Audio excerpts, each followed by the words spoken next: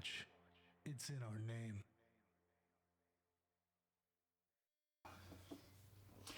It's in the name, we are the game, CM Squatch. Welcome to the sports podcast where me and...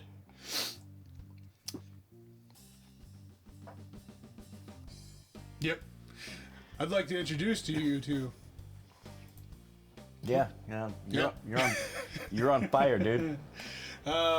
Everybody, I'm Squatch, and joining me tonight for your sports update, your intake of knowledgeable information of the current status of the sports world.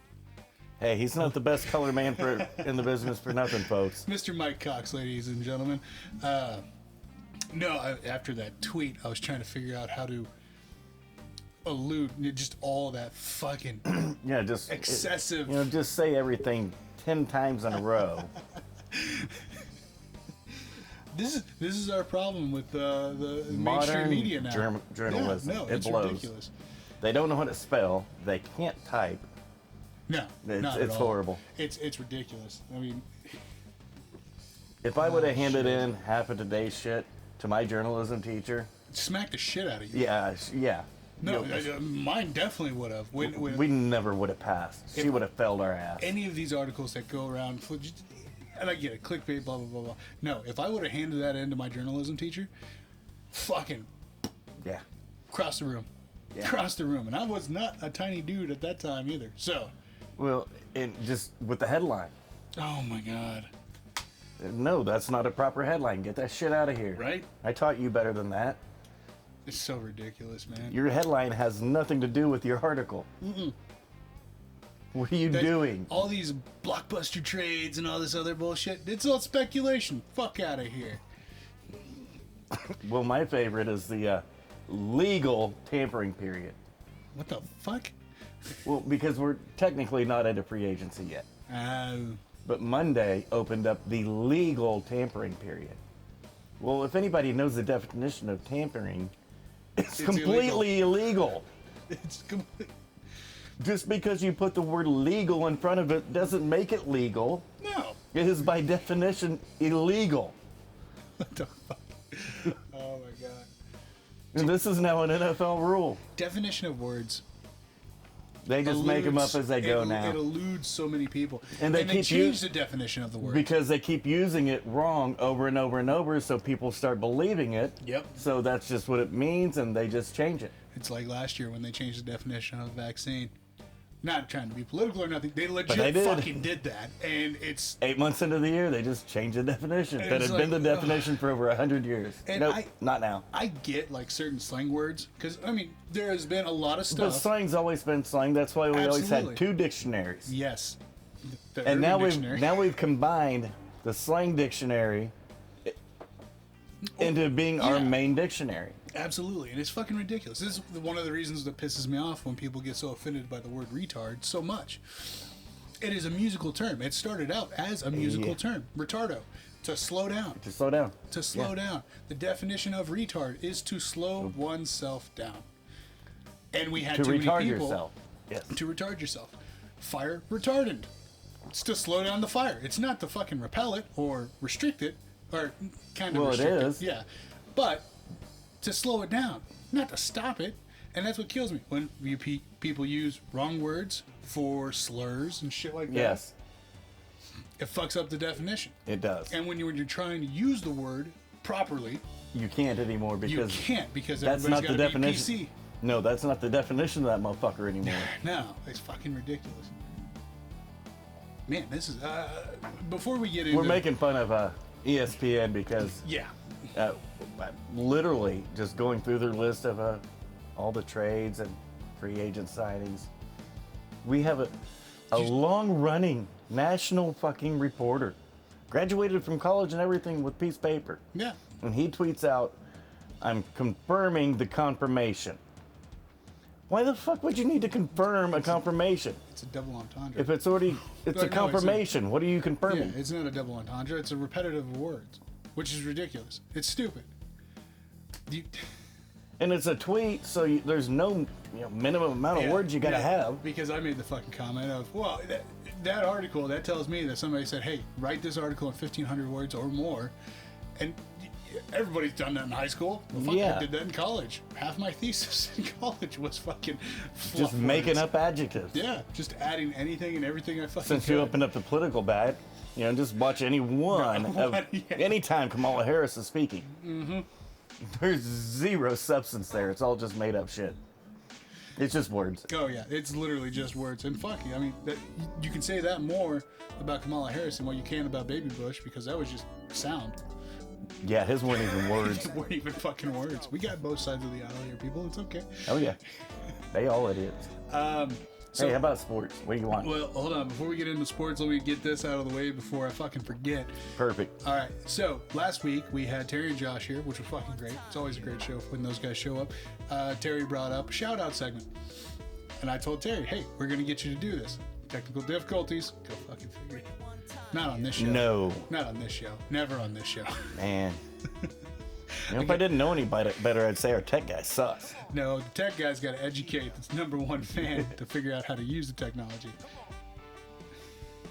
Why do I hang out with older people? I don't know. Sorry, Terry. I love you, Terry. Terry hit us up. He hit the streets again. Got a couple more new listeners. So we're going to go ahead and give these guys a shout out. Mr. Paul Trem out of Joplin. Jomo. Trem. Yeah. He's a Chiefs fan. Looking at your demographic, I understand. Kinda. Jason Ferguson out of Webb City, another Chiefs fan. Go figure. Yeah.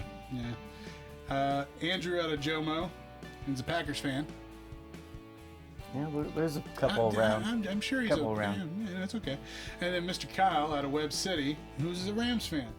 Now, I did want to plug out for Kyle there. Now, I don't know if we'll reciprocate the love on this, but Mr. Kyle out of Webb City is actually another podcaster. Go check him out, Beards, Brews, and Bros. Actually, I was listening to it on the way over to get you. They talk about anything. Just a couple dude dads that are fucking chilling on the mic. And honestly, their first episode that I listened to was talking about Saturday morning cartoons and all this shit. I'm assuming they're roughly in between your age and my age. I don't know. That nostalgia hit bullshit. So, go check them out. Fuck it. Give them some love. You can find them on Anchor. Anchor. You're welcome. Anchor? Anchor. Gotta hit that plug. Oh, got you. Gotta hit that plug, man. They pay us. Not much. But they pay us. So there's the shout out. Need to renegotiate. Our tech guy sucks, our lawyer sucks, our agent sucks. I never said I was a fucking lawyer. I just said, hey, that paperwork looks good. Wow. Taxes, what's that? Yeah, those don't matter. No. We just, need to make a couple $1 billion and we won't have to worry about taxes. I'm pretty sure that's the way that works. Yeah, that's how it seems. Well, depending. Anyways, so we got a shit ton of moves and trades and everything else going on. That we do. Fucking A, that we dude. Oh, shit. Oh, shit. Shit. Exactly. Oh, man. All right, See, all right. That would have been a good spot to do that, but somebody was on the dual camera. Yeah. No. And even if I would have switched the camera angles, we're taking a break. Even if I would have switched the camera angles, you still would have walked right in front of my camera. Maybe. But we're going to break now. Okay.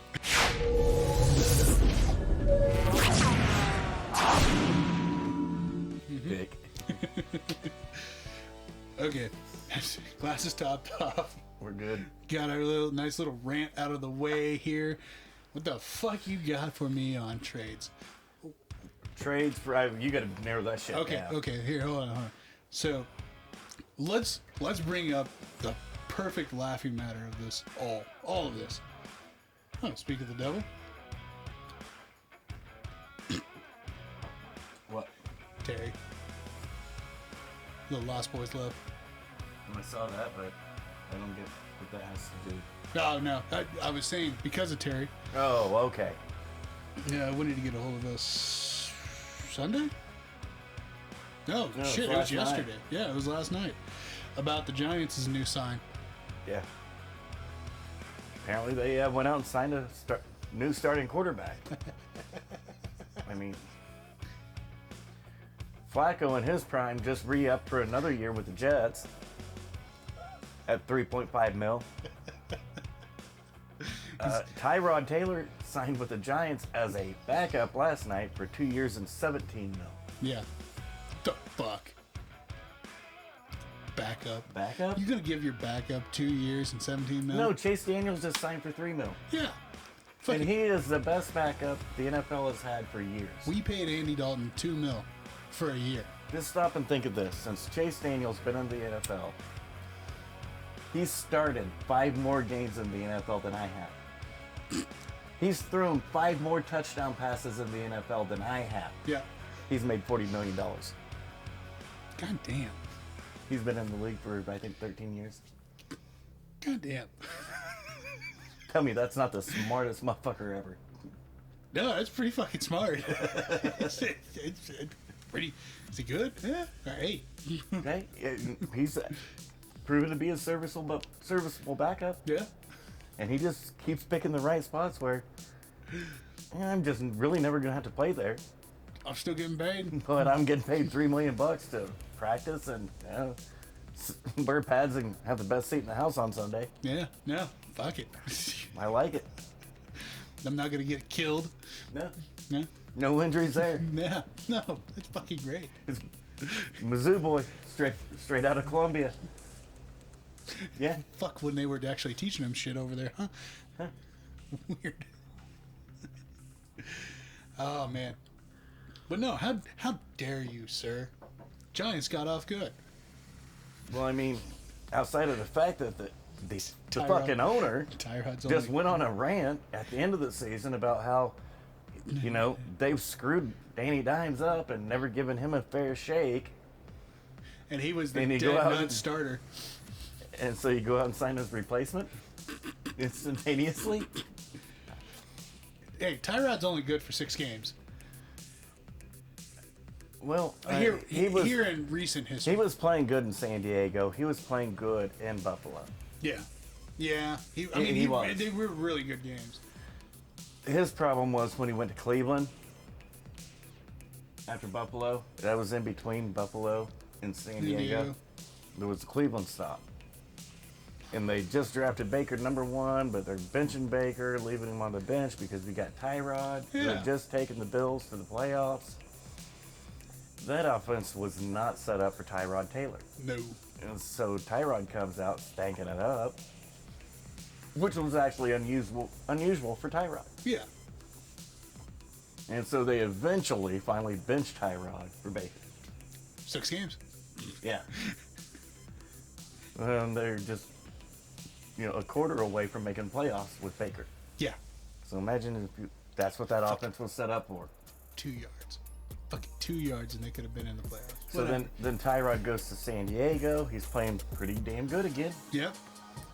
Look at Then all of a sudden he gets a shot pregame and, oh fuck, we got to collapse long. 6 weeks in. Herbert comes in. No, that was 3 weeks in. Herbert comes in. Yeah. End of story. We don't need you anymore. Yeah, I mean, they really didn't. I'm not trying to say there's conspiracy theory or anything going on, but man, kind of looked like they're just looking for a way to get Tyrod out of the way so they get Herbert in the fucking game. Because the offense exploded. So then he goes to Houston. Yeah. Takes over when Deshaun gets shelved for the year, pending the all the allegation investigations. And we can get into that in a minute. And he plays really well week 1. He goes down week 2. Yep. He's gone for 6 weeks. Comes back, stanks up the joint. They put in Davis Mills, who's now their starting quarterback. Yeah. So Tyrod's had a rocky career. Really rocky. But there has been a lot more ups than downs. Absolutely. I mean, fuck, when he took Buffalo to the playoffs. And when you're the Giants and you got Danny Dimes that you drafted #6 overall, who's the franchise. Poor kid. He's failed since he's been in the NFL to play a full season. Yeah. Want to talk shit about Carson Wentz? Yeah. Well, Standing toss down. this dude in there. He's right there with him. They're holding hands. Yeah. Except Carson Wentz last year with his horrible year. Mm-hmm. Everybody's talking about his horrible year. Last time I checked, that was 27 touchdown passes to 7 picks. Let's pull up Danny Dimes and see what his numbers look like. Let's don't. There's no comparison. We really don't want to do that. We just had to toss that out there. So, if I'm Danny Dimes and I watch the owner just cry for me and bleed for me, then go out instantaneously and sign Tyrod Taylor, you know your days are they're numbered. Over. They're numbered. If not over, they're definitely numbered. And so I came to the conclusion that, it's the Eagles to win. Because Dallas hasn't helped himself. Oh, fuck no. The worst trade in NFL history. You give one of the best trades was, hey, you sacrifice first round draft pick, bring Amari Cooper over. Yeah. Loved it. Loved it no, then. it was fucking great. Still love it now. I was a little pissed because I think we overpaid, but he was a proven asset. The dividends fucking came great. And instantaneously. Yeah. And now you trade him away for a 5th round draft pick. Talk about a slap in your mama's face. I mean, are you fucking kidding me? Not even half of what we gave up. And now you're hoping CD can take away that number 1 side. You hope. Yeah. Because he's been running the slot this whole time. Yep. Because he didn't have to worry about being number 1. Because Amari was that was Amari. There. Yeah. He didn't have to worry about being number 2 on the outside because that's Gallup's territory. Yep. He just got to run the slot and roam the damn field. Yep. Well, you just stuck all that up your ass. And then you use your franchise tag to pay $10.6 million to a 4th round tight end. Yeah. That you could have got the 3rd round this year. Yeah. But hey, what do I know? Could have franchised your punter, Anger, Yeah. to keep him in Dallas, Yeah. knowing damn good and well if he hits the open market, which he has, he's going to get way more money than you want to pay him. Still better than paying a 4th round tight end $10 million. Yeah. Well, but he caught 60 passes. Yeah, so will your 3rd round tight end this year? You know how I know? That's what Jason Witten was. Yep. He was a 3rd round fucking tight end that caught more passes, 4 more touchdowns. But hey, it's cool. It's a shame you didn't wear your Jerry Makes Me Drink shirt. I should have pulled that out of the closet because he's made me drink a lot these past couple of weeks. Yeah. We did do one thing right. We got the DeMarcus Lawrence deal reworked to relieve the cap hit, keep DeMarcus Lawrence on that team. Yes. Which needed to happen regardless, period. Yes. Any idiot that says, oh, well, DeMarcus Lawrence isn't it, you don't know what you're talking about. Well, he only had, I get he only had 6.5 sacks. He also led the NFL in, God damn it. it was in beating your block. Yeah. He was number 1 at defeating your block. And, well, he also plays behind the line of scrimmage, regardless whether it's pass or run. He's an awesome run defender, too. He sets a tone that keeps people off of Micah Parsons and let Micah Parsons go do his shit all over the field. Yeah. So then all you had to work on was Randy Gregory. We got him signed. Boom, breaking news, Adam Schefter. Woo! Well, apparently they didn't confirm that fucking confirmation.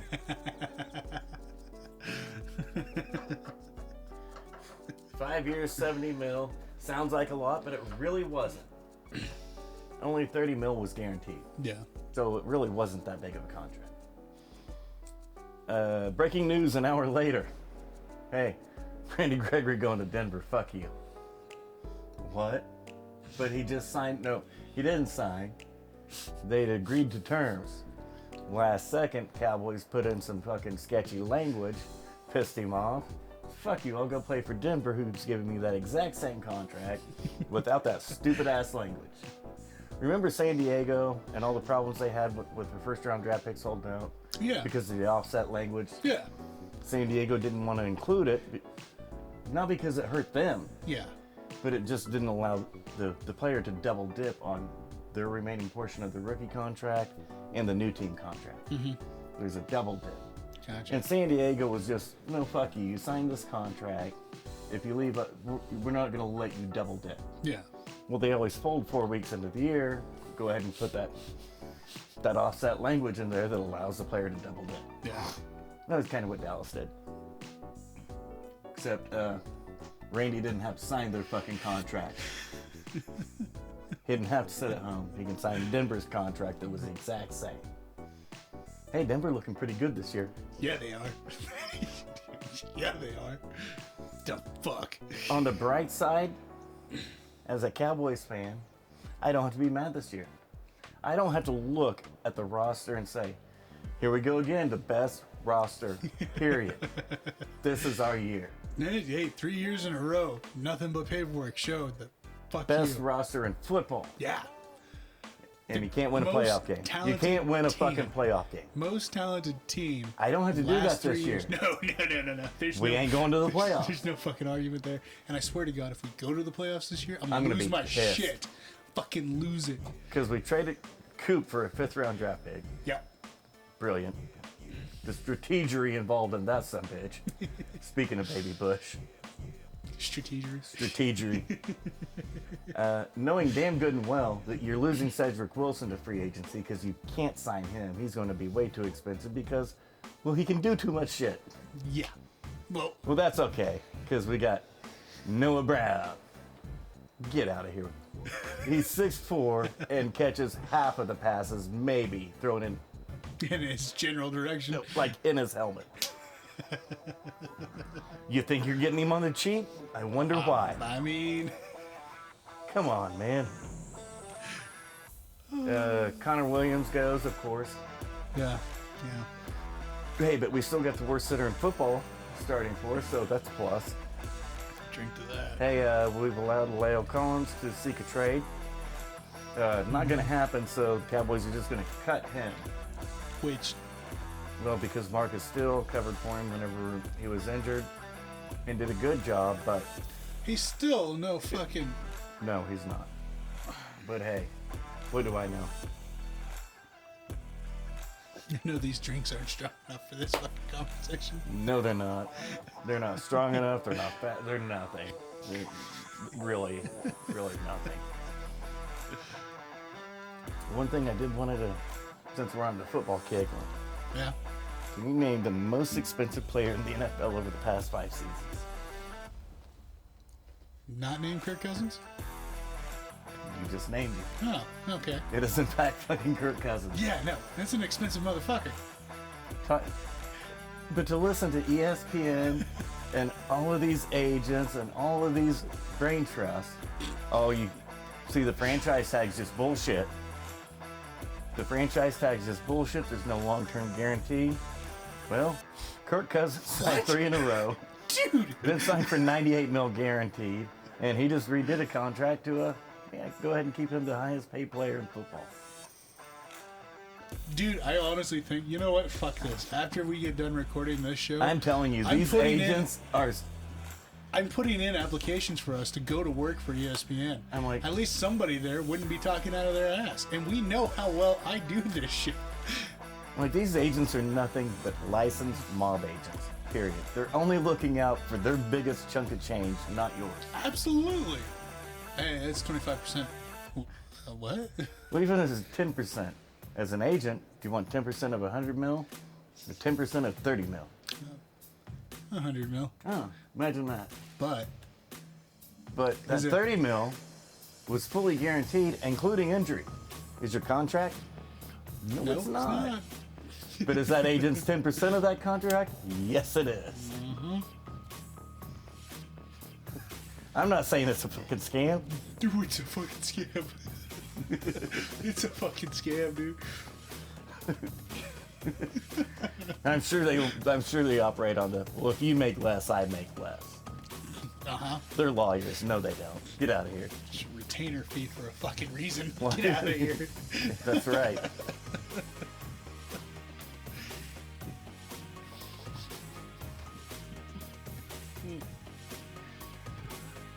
whatever. What do I know? Oh, I'm just sitting here having a drink.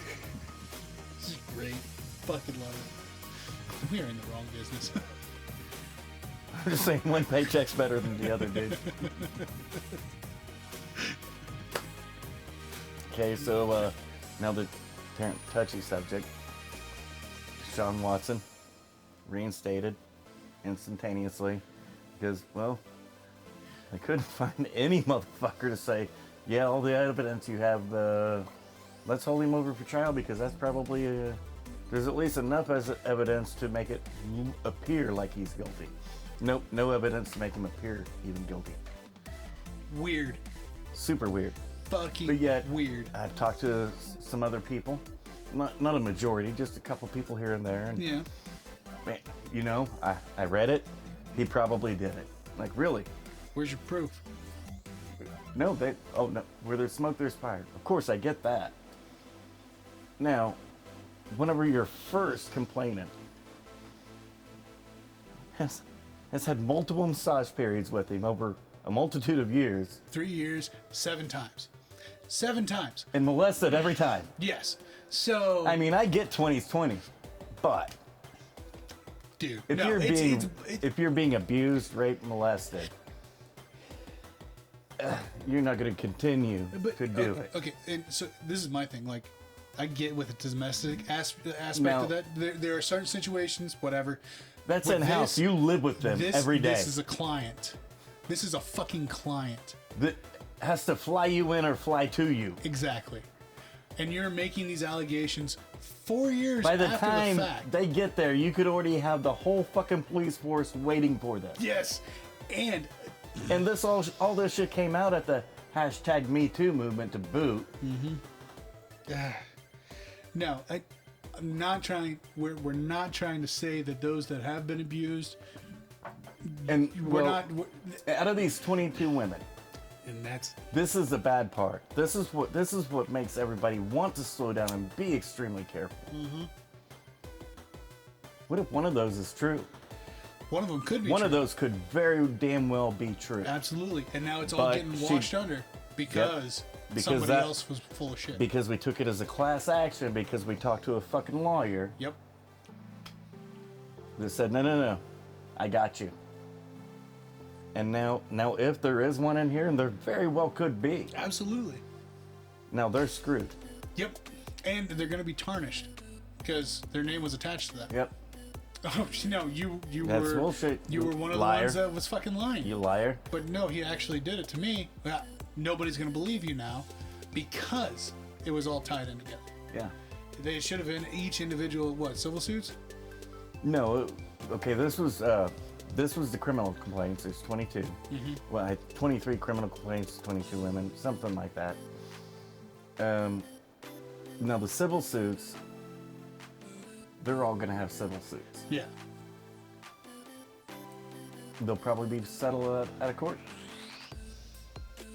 Yeah. They probably will. But not for the amount that they would have got. Mm-hmm. There would have been a criminal complaint attached to it.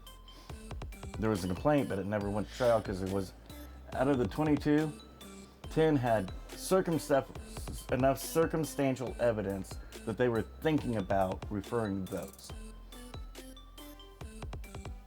But there wasn't enough. Fucking A. So out of 22, 12 of them were just wiped the fuck out instantaneously. Like, yeah, that bullshit. 10 of them they looked at and were like, yeah. The cops couldn't even come up with enough shit. Yeah. And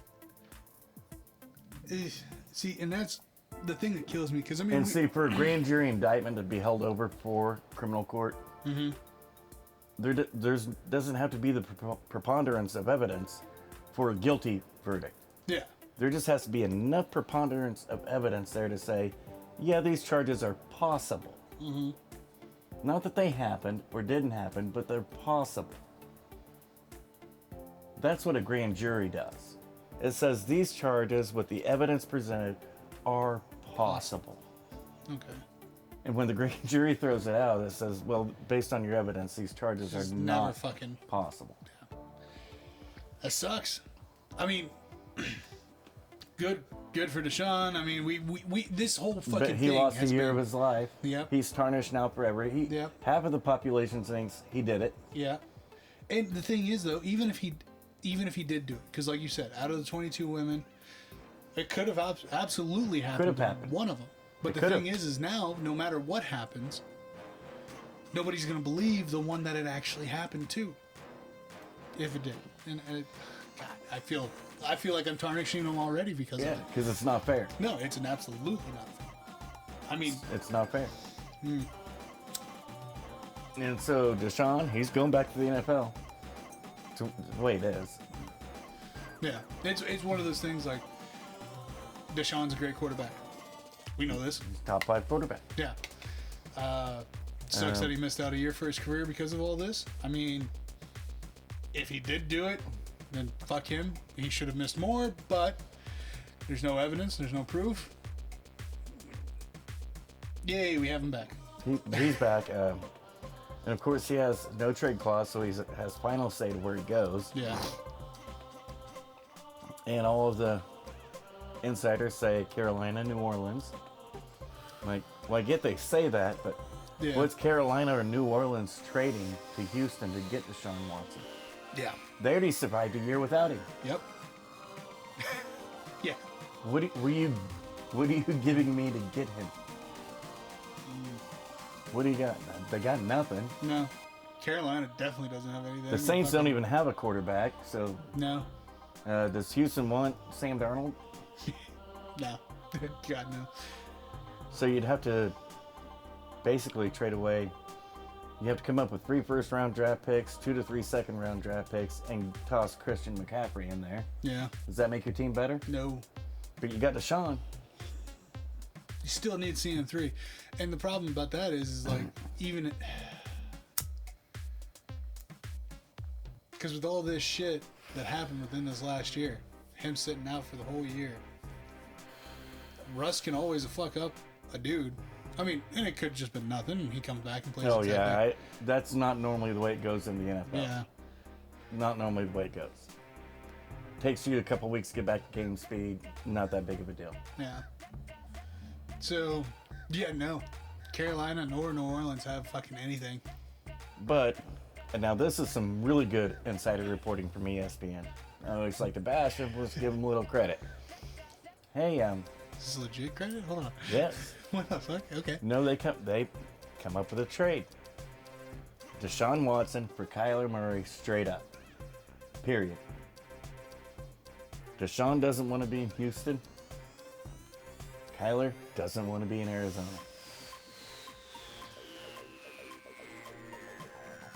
I could bite on that. I could bite on that. What else is there? There's only one team with the capital. There's only one team right now with the capital to go and get Deshaun Watson. There's only one. Any way you spend it. There's only one team with the capital to go trade for him. Yeah. Seattle.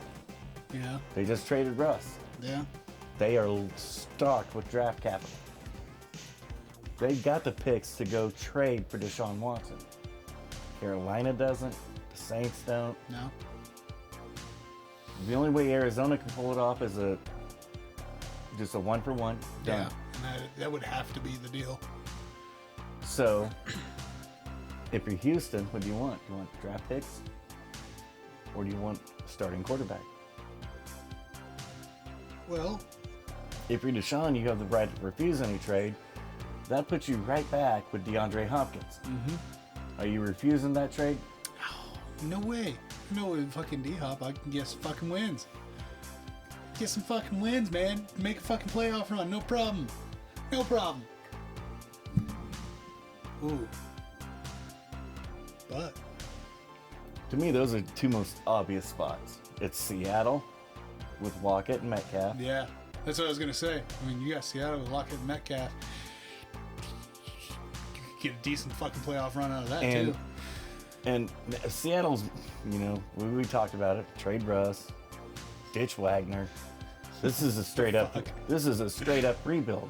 Yeah. Well, they've already done a couple of small moves in free agency. Mm-hmm.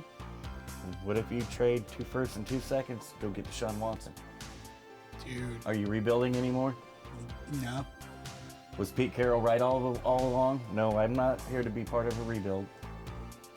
Yeah? Yeah, that'd make him right. That'd make him... And that's what he just said at the Combine. What the hell? There we go. Sorry about that. The... Espen. It was an ad. Fucked you up, didn't it? Did. Huh. Wow. It's the ghost of the studio. What the hell's... What did you put in the Pepsi? Yeah, it would have added in the Pepsi because you would have noticed in the burger. Damn. Now, So at the Combine, you know, Pete Carroll's like, no, I'm not here to be part of a rebuild. That's not why I'm here. I'm too old for that. Yeah. Which is right. He's the oldest head coach in the NFL. 79. So 2 firsts, 2 seconds. Give me Deshaun. Let's roll. I mean, yeah. Yeah, no, that would be the best fucking thing. Or if you're Deshaun, and trade me for Kyler. Go with your homeboy. Or go with 2 new homeboys. I mean, fuck, either way. Either way, it works out in Deshaun's favor. Now, if you're Deshaun Watson, would you rather have my 2 options or the 2 ESPN's giving you? Carolina and New Orleans. I mean, Nolans would be nice to go party in, but I don't think I want to fucking work there. Oh, wait, but they got Sean Payton, don't they? He retired, remember? Yeah. So no, they don't. No, they don't. Yeah, I don't think Espen's... Any way you look at it. No, it's fucking bad. The best place for Deshaun to go is, in fact, either Seattle or Arizona. Yeah. You can go with Cliff Kingsbury. Uh-huh. Offensive guy, wants to put up numbers, wants to get it. Yeah, wants to score. Or the old man that... Who, hey, Russell throws 40 touchdowns too. Yep. Dude, no. Or do you want to go to Carolina, where they have no fucking clue what they're doing? Or in New Orleans, where you are, in fact, at smack dab in the middle of a rebuild. Yeah. After taking the year off, I would have to say I want to win. I don't want to be part of a rebuild. I mean, yeah, the possibility of a quote-unquote dynasty, whatever. I get that. Nah. Do you see Carolina or New Orleans as a possible dynasty destination right now? Not right now. Not with a complete rebuild. And that's what I'm saying. Is if you get in there and initiate yourself with a complete rebuild, yeah, sure. 10 years down the fucking road. Even rookie quarterbacks coming out in the draft don't want that. Fuck no. No, they want to win. Yes. And the dude needs a fucking... He's had a hell of a year. He needs some redemption. He wants to win right out the bat. So I would definitely go with Arizona or Seattle. Now, if you're Seattle and you don't get him, you're, in fact, it's smack dab in the middle of a rebuild, because now you're looking at Jimmy Garoppolo, Matthew Stafford, and Deshaun Watson against you if he goes to Arizona. How many games you winning? Ooh. I like Drew Lock. I do. No. No, man. 4th place isn't bad. Now, say he goes to Seattle, Arizona keeps Kyler Murray. Then you're looking at Deshaun Watson, Kyler Murray, Jimmy Garoppolo, and Matthew Stafford as the quarterbacks. Dude. It's every bit of... If you can get Deshaun Watson to Seattle, that puts the NFC West and the AFC West just on levels above everybody else. Yeah. No, those would be the 2 most dominant divisions out there. But I prophesize this at work. Like, say that happens. Yeah. Won't it be funny to watch each 4 of those teams beat the fuck out of each other during the regular season? And be road teams in the playoff to get their ass whipped on it a little bit more.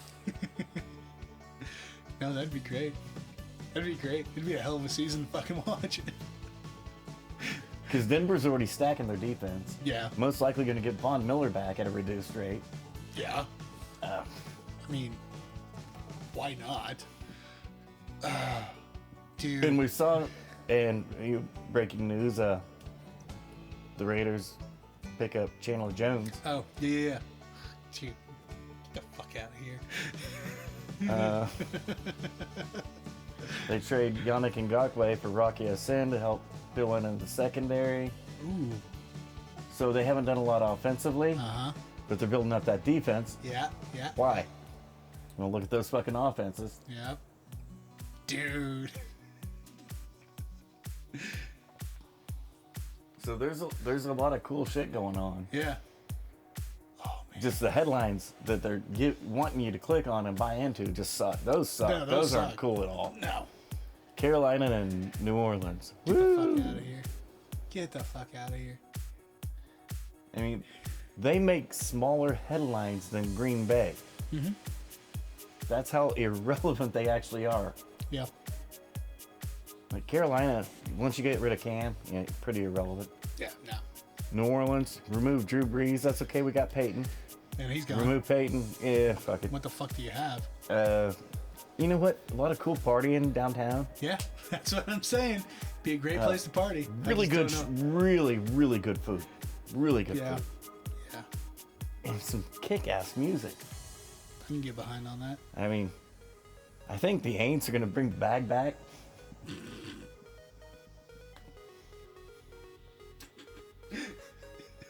I do. I see that coming. You can tell Detroit, hey, give my bag back now, fucker.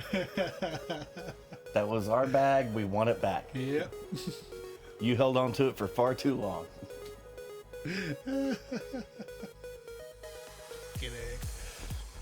But I could eat crow too because I have to eat crow on Brady. Yeah, what the fuck? Hey.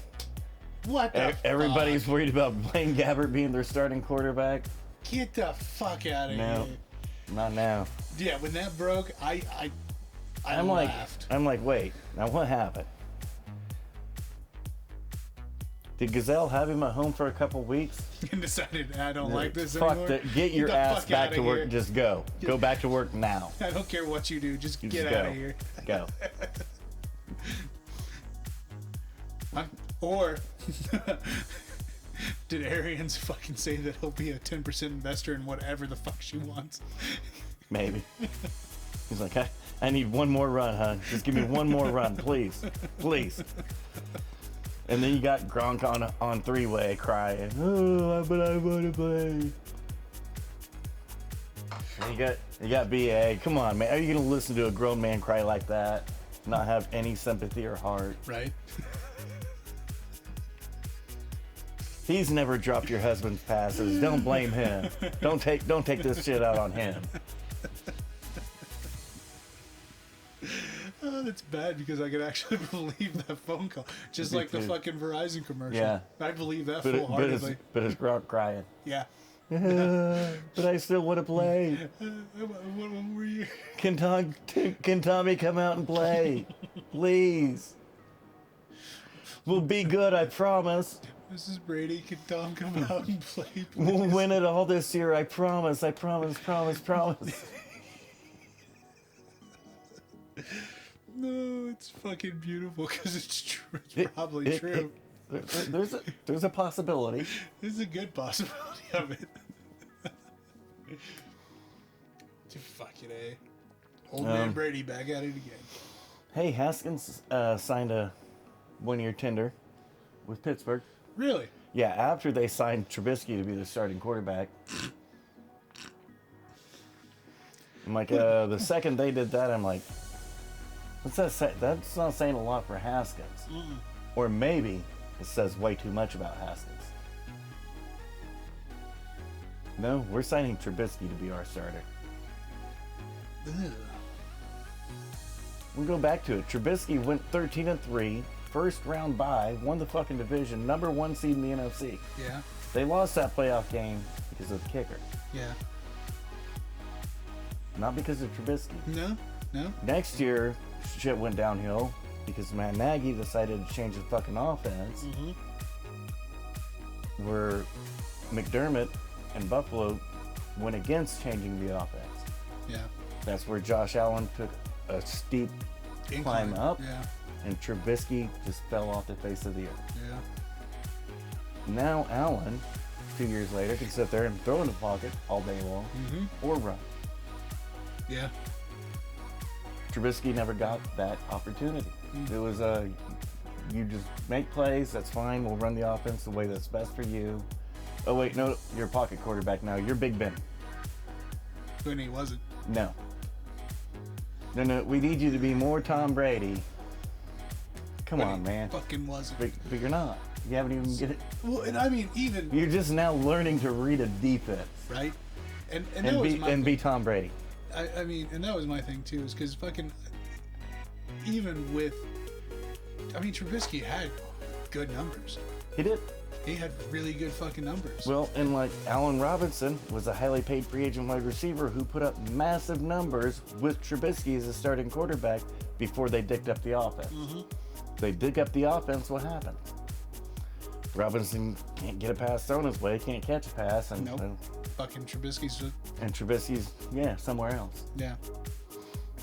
It's mind-boggling.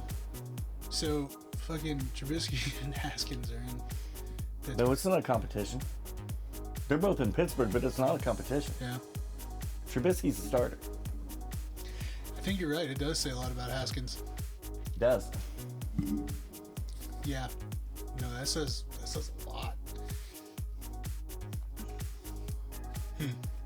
Okay. What else you got?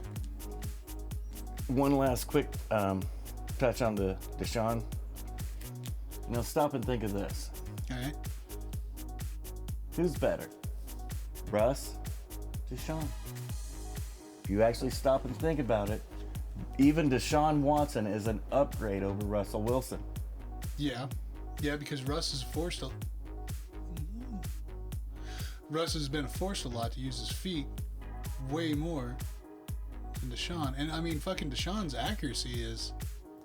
They're both pretty accurate, but Deshaun's probably a little better. Yeah. It's just there's just little steps here and there. Yeah. What, you're telling me Deshaun Watson's had a good offensive line since he's been in the NFL? No. No. No, it's been every bit as shitty as Russell's. Yeah. Fuck you. Even Deshaun's just an upgrade. Even Deshaun's an upgrade over Russell. Yeah. And you've got the ammunition to go get him. Toss that out there. I like it. We already covered the Trubisky and Pitt. Baker wrote a memo to Cleveland because Cleveland apparently, behind closed doors, had a meeting with Sean. And tell anybody. Of course, that shit's gonna leak. Yeah, no, fuck off. That shit's gonna leak out. Tell everybody. Well, I would too. I mean, say I'm Jerry Jones, Dak Prescott's my quarterback, signed. Hey, Deshaun's reinstated. I've got a chance to go to get Deshaun. Yeah. I'm going to call Dak. Hey, Dak, I'm not saying we're doing it. I'm going to go talk to Deshaun. Yeah. I just want to let you know. Yeah. No, If I can get Deshaun for you, I'm probably going to do it. Now, the list that I'm going to give you up for is very short, dude. Very short. There's not a lot of cats I'm trading you for. Yeah. He's one of them. I just didn't want to lie to you about it. I just wanted you to know before you heard through the Twitter sphere. Yeah. I'm meeting with Sean. Cleveland did not do that. No, and see, that's fucked up. Because, I mean, it only takes a person at the airport to see Deshaun walking through going, hey, What wait a do you second. do? What are you doing here? What do you do? Because there's no NDA. Fuck off. And so, Baker finds out left-handed. Poor Baker. Poor So he Baker. just writes a thank you note to Cleveland fans, even though he has no clue what's going on. Yeah. I'm like, and this is what's stupid about it. Baker doesn't mind being in Cleveland. No. If you're Deshaun Watson, every offseason, when you get done, you turn the pads in for the year, clean the locker out for the year, you call your travel agent. Yeah. Are you booking a 2-week stay in Cleveland? No. You sure? Yeah. Why the fuck do you want to live there all year? Well, you don't. No. Fucking. Are they a better opportunity than New Orleans? No, you'd really rather go to New Orleans. Absolutely. Like I said, I'd love to party in New Orleans. Like, work there. No, Cleveland's like one of the last places you want to go. You're not going to Cleveland to hang out for the weekend. No. Why the fuck do you want to live there? Deshaun's got the right to refuse any trade. Yeah, he does. You think he's accepting the trade to Cleveland after you're not gonna have Jarvis Landry? Nah, hell no. Hey, you just cut Austin Hooper. Idiots.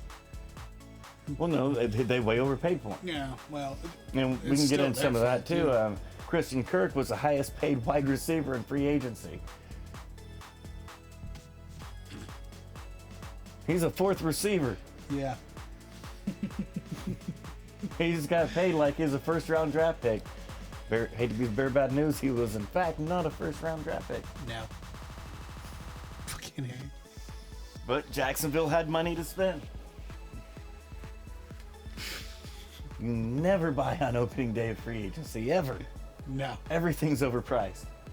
It's like Walmart sending out text messages and tweets and flyers to everybody. Hey, 50% off sale. Mm-hmm. You know that's bullshit instantaneously. Oh, yeah. That's bullshit. They're lying to you. That's opening day of free agency. It's all bullshit. They're lying to you. So, I don't see Deshaun. So, with Baker and Cleveland, you just ruined your relationship. Yep. For no good fucking reason, because you're never getting Deshaun Watson. No. That poor dude. Poor Baker, man. That poor motherfucker. He has gotten shit in. He played 15 weeks with an injured shoulder. Yeah. And got blasted the whole time. The whole fucking time. It didn't even come out until week 14 that his shoulder was, in fact, injured and been injured all year. And then they blasted him as being selfish. The poor kid. The poor well, how kid. could you play knowing your shoulder's injured, hampering your team? You motherfuckers bitch at me. The fucking coaches knew his shoulder was injured. They could have put Colt McCoy in at any damn time. Any fucking time. Or whoever the fuck it was they had backing him up. I think it was Colt. Colt. Yeah. Or no, it was Case. Was it Case? Because he came in and won. Oh, yeah. Because he could throw the fucking football. It was Keenum. Yeah. Yeah, oh, fucking A. But the coaches would have known that throughout practice every damn week. Yep. Nobody said shit to the coaches. It's Blast Baker. That poor kid. That poor kid, dude. I'm serious. That poor fucking kid. For the last 3 years. And the coaches didn't come out and stand up for him. The last 3 fucking years, he has gone through 3 different coaches. Five offensive coordinators. Yeah. Fucking gotten the shit end of every stick that was thrown at his ass. The media blasting him left and fucking right. The fan base just torturing him, trolling him. And then to find out fucking on the back burner, not even full frontal, it just... I mean, if you're honest with me about it... That's one thing. I'm like, well... But if it is Deshaun. I can at least wrap my brain around it. I don't like it because I'm a competitor. Yes. But at least it's Deshaun Watson. I get it. I fucking get it. If you're telling me that you're going to get DiNucci for me, that's a different fucking story. No, if I catch you on a plane to New Jersey, I'm gonna feel a certain way. But because I know there's 2 options there, and they both suck. Dude. If I see you going to Houston, I at least know. Hey, that dude's good. I get it. When I look at New Jersey, I'm like, damn, Charlie Ward's still the best quarterback up in that motherfucker. This is 15 years later. Thank you. That dude's still the best quarterback in New Jersey. Fucking oh man, that poor kid. I'm gonna send him a fucking get well card. I think we need to. Just one of those hang in there. Yeah. I'll do some redesign on the logo. Yeah. Hang in there, Hoss. Oh, shit. Hang in there. Poor fucking kid. Get the fuck out of here. Okay, so we touched on that. We already talked about Chandler Jones going to the Raiders, Raiders trading for Ngakoue. Apparently Baker has came out and let it be known if he does have to go somewhere, he would like to go to the Colts. Okay. They run an offense that's actually conducive to it. Yeah. I could see that. I could see him in Indianapolis. And I see why Cleveland wants somebody like Deshaun Watson. Everybody has to remember Kevin Stefanski got fired in Minnesota with Kirk Cousins because Stefanski refused to run the fucking football. Yep. What's one thing they have in Cleveland? The number one rushing attack in football that Stefanski does not want to fucking use. Sitting with fucking Nick Chubb and Kareem Hunt. Yeah. And hey, as long as I give them a combined 15 to 20 carries a game, we're good. Yeah. Get those 15 carries out of the fucking way. Come on, right out the bat. And that's what he does. And then he throws the ball 50 times. He can't figure out why he's losing. I don't understand. I don't get it. I don't get it. The numbers are there. Dude, that's why you got fired, man. Come on. You got fired with Dalvin Cook as your halfback. How? Because you said, fuck that, Kirk Cousins is going to throw it 50 times a game. Now, when Kirk is allowed to play quarterback behind an offensive line and a running game and utilize play-action passes, suddenly Justin Jefferson, drafted number 24 overall, even though he's the best receiver in the draft, has 120 catches every fucking year. He's still the best receiver in the draft. And Kirk looks pretty good. Yeah, he does. You know the one dude that figured out how to do this shit right really quickly after doing it wrong? The asshat in Philly. Got Jalen Hurts. Sweet, I'm going to come out and throw it 50 times a fucking game. Yeah, he lost and said, hey, wait, maybe we should run it and utilize play action. Yep. Philly hey, changed look at up that. their shit halfway through. And they win 7-9. Yeah. Jalen Hurts looked pretty fucking good doing it. Really fucking Looked good. really bad when you have him lining up, throwing the ball 50 times a game. Yep. When you let him hand the ball off, utilize play action, hey. Dude looks good. He looked pretty good. Dude looks good. Huh. Know what Baker did on his run, his rookie year? They utilized some play action, made a playoff run by running the ball, utilizing play action, and playing defense. Yep. Huh. Go figure. Now, when we get him out of that mold, he doesn't look the same, does he? No, he Imagine doesn't. that. Go fucking figure. Neither does Kirk Cousins, and neither does a lot of these quarterbacks. No. A lot of these dudes have had some fucking personality changes Now, because like of the shit. Deshaun Watson, Patrick Mahomes, Oh, yeah. Aaron Rodgers. Yeah, they don't need that. They're different. They are different. But Just you're talking, because you build an offense for Deshaun Watson or Aaron Rodgers or Pat, doesn't mean you in fact fucking have them. No. So if you don't have them, then maybe you might want to change your offense. And that's the thing, too, is, I mean, you're talking top 5 motherfuckers right now? I'm literally talking top 2 or 3. Yeah. And Baker, as much as I love the kid, and I feel for the kid right now, top 20. Yeah, he can be around 15. That's okay. I mean, that's fine. Give him a little slack. Give him a little credit. Credit where credit's due. But, He's better than Daniel Jones. yes. But He's not better than Deshaun Watson or Aaron Rodgers No. or Patrick Mahomes. no, not at all. Sorry. Just not. Oh, shit. Probably not better than Herbert. No. No. No. Not better than Josh Allen. Better than Joe Flacco. He's in his prime. He's in his prime. He You might be in leave his that prime, motherfucker alone. but he's still not better than Baker Mayfield. I'm waiting for Flacco's Bledsoe moment. What do you mean? Should have came and gone. I mean, what happened to fucking Bledsoe? What are you talking about? Because I think you're misremembering the Bledsoe situation. Probably am. Okay, Bledsoe was signed, made the highest paid quarterback in football, Yep. New England. Yep. They draft Brady, 6th round, expecting nothing out of him. Yep. Bledsoe goes down by injury. Brady takes over. Bledsoe works his ass off to get back. He's back. He's ready to go. Patriots are winning, playing salt. Brady stays the starter. Bledsoe's fuming, pissed off. But keep it in the background. Yeah. Playoffs. Brady gets injured. Bledsoe has to come in the playoffs, leads them on a game-winning drive, Super Bowl. 2 weeks in between, championship game, Super Bowl. They put Brady in. No, nobody said shit. Everybody's waiting for Belichick to announce the starter. Is it going to be Bledsoe getting his job back since he just won that game after Brady got injured, that's how he lost his starting spot, was injury, not because Brady beat him out in practice. Yeah. His injury.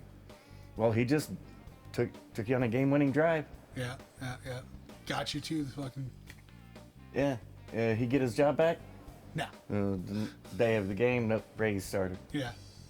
So what are you talking about? Then the rest is history. No, Bledsoe did not get his job back, even though... He worked his ass off and fucking got him to the Super Bowl. Okay, so you're absolutely right. I was misremembering it, right? Because I thought it was just the injury in the beginning. No, there was... And that's what everybody thinks. Nobody remembers the playoff game. That... No. Brady got injured in the playoffs. Bledsoe had to have a game-winning drive to get them there, to the bowl. Yeah, nobody remembers it. We forget that part. We're very forgetful. Very fickle. Yes. No, I thought it was just the injury in the beginning of the season. No, Brady got injured too, but did not lose his starting position. So what's that tell you? Brady's fucking good. Brady's better. I mean, well, history dictates. But Bledsoe was the one playing underneath the first $100 million contract in NFL history. No shit. Yes. Yeah, Flacco's never had a moment like that. No. On either level. No. I was just saying injury and then fucking have somebody else take over his job and just leave him be. Leave him be. I mean, just leave Flacco alone. That's all I You were the one making fun of him, not me. No, I was making fun of John Elway. to sign Flacco for that contract to get him to Denver. And Flacco only started, 3 games? That's fine to sign him to that contract to get him to Denver. That's fine. That wasn't the bad part about it. The bad part about it was when everybody said, why did you sign Flacco to be your starting quarterback when his last 2 years have been really, really bad? Yeah. Oh, he's in his prime. That's what made it bad, was that one quote. He's in his prime. He's in his fucking prime. What did I say last night about it? Wasn't the contract. It wasn't bringing him there. It was he's in his prime. When you had 2 back-to-back years saying... No, he's fucking not. This is on a decline like a motherfucker. Elway, doubling down. Gotta love these fucking GMs and these owners doubling down. Yeah. It's great. Hence why we have fucking time on it. But all we bitch about is all these coaches getting recycled and new coaches not getting a chance. What about these retarded general managers that keep circling all around the league? Yeah. That keep hiring these asshats over and over again, making these ridiculous moves. Let's start putting the blame where the it lies. actual blame needs to be at the general manager's spot. Because at any point in time, the coach can be overridden and say, you're not getting this guy, you're getting this dude. Yes. Why? Why are we always avoiding these guys? Because, they don't care about what we say. Bullshit. The front office listens. Hey, your GM sucks dick. Get rid of him.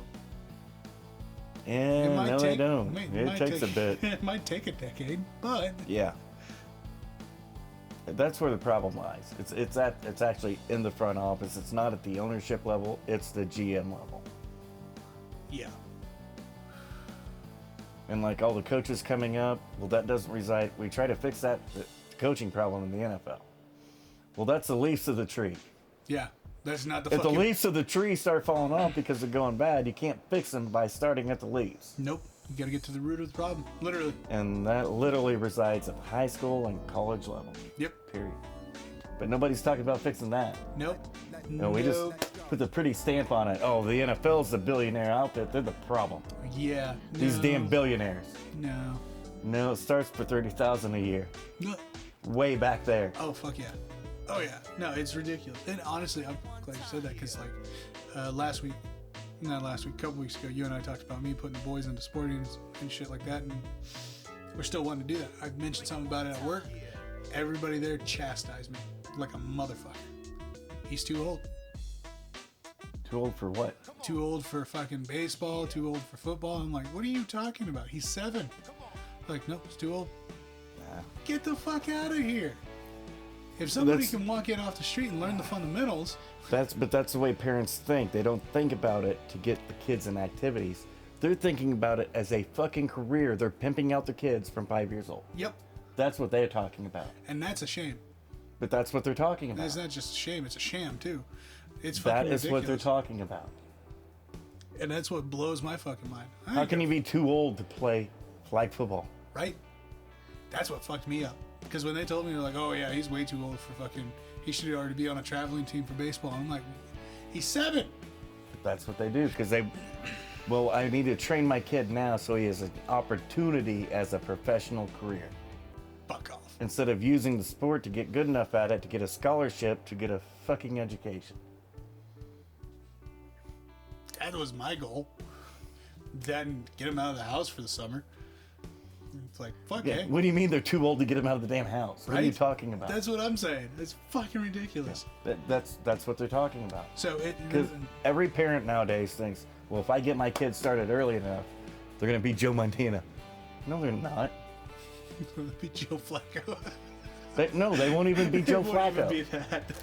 He's a Super Bowl winning fucking quarterback. Yeah.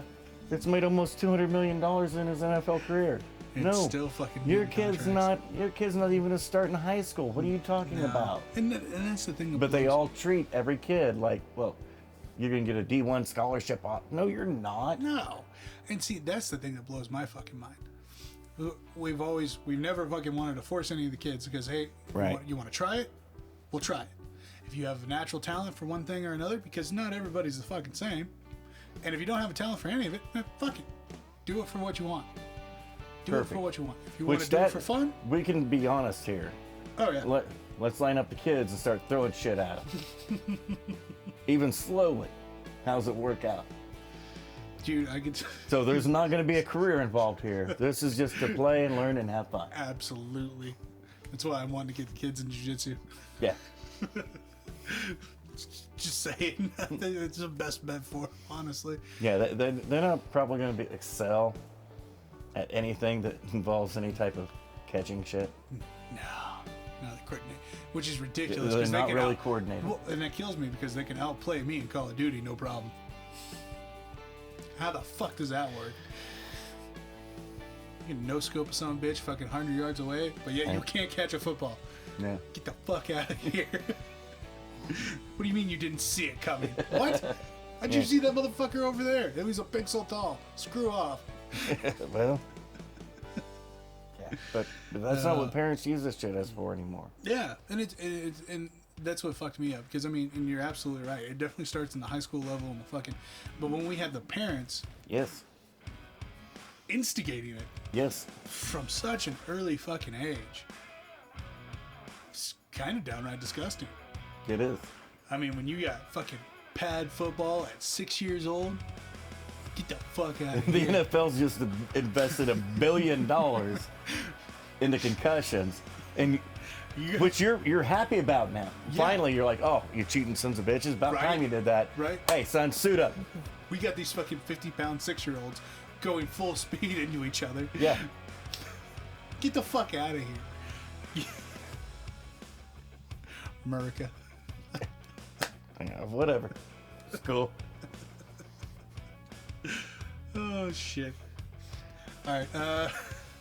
Break. Yeah, let's take a break, get some On that refills, note, and then talk about some fights. clear my head.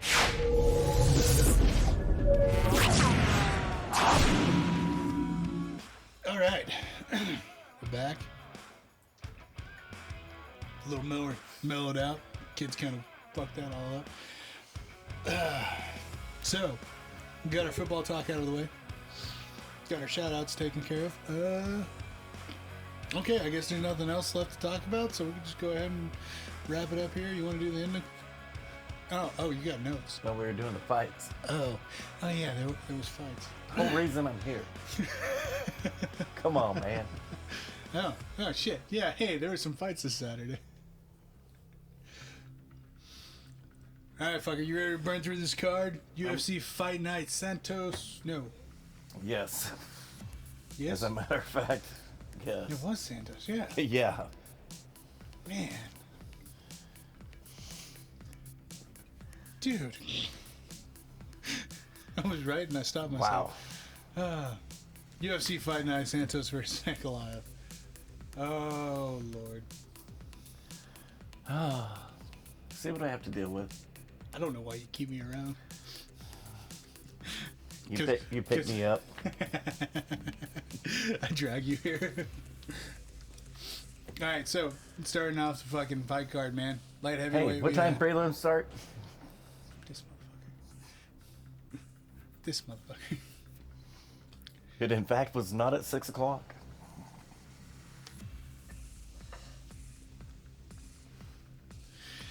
Fuck you. Okay, so how'd you time that? Pretty well. Shit, unpredictable. A little bit. So we started off with Tefan Chukwi and Azamat Mrzakhanov. Yep. Where's our picks at? Where's our picks at? I don't need the camera view. I need our picks. Yep. Got him right shaw. Okay. So we both ended up taking. And you fucked those names up because it's not Tefan Lugiambula. It's Tefan Chukwu. Chukwi. Yeah. And so we both took Azamat. Yep. Okay. We're almost screwed. Yeah. Because Azamat was getting his ass whipped. Yeah. Bad. And then all of a sudden, out of the blue in the third round, he hits a flying knee that flatlines Chukwi. No shit. And Chukwi had just spent 12 minutes whipping his ass unabated. Fucking A. And that end of the fight was over. Hey, man. That comeback was amazing. It was awesome.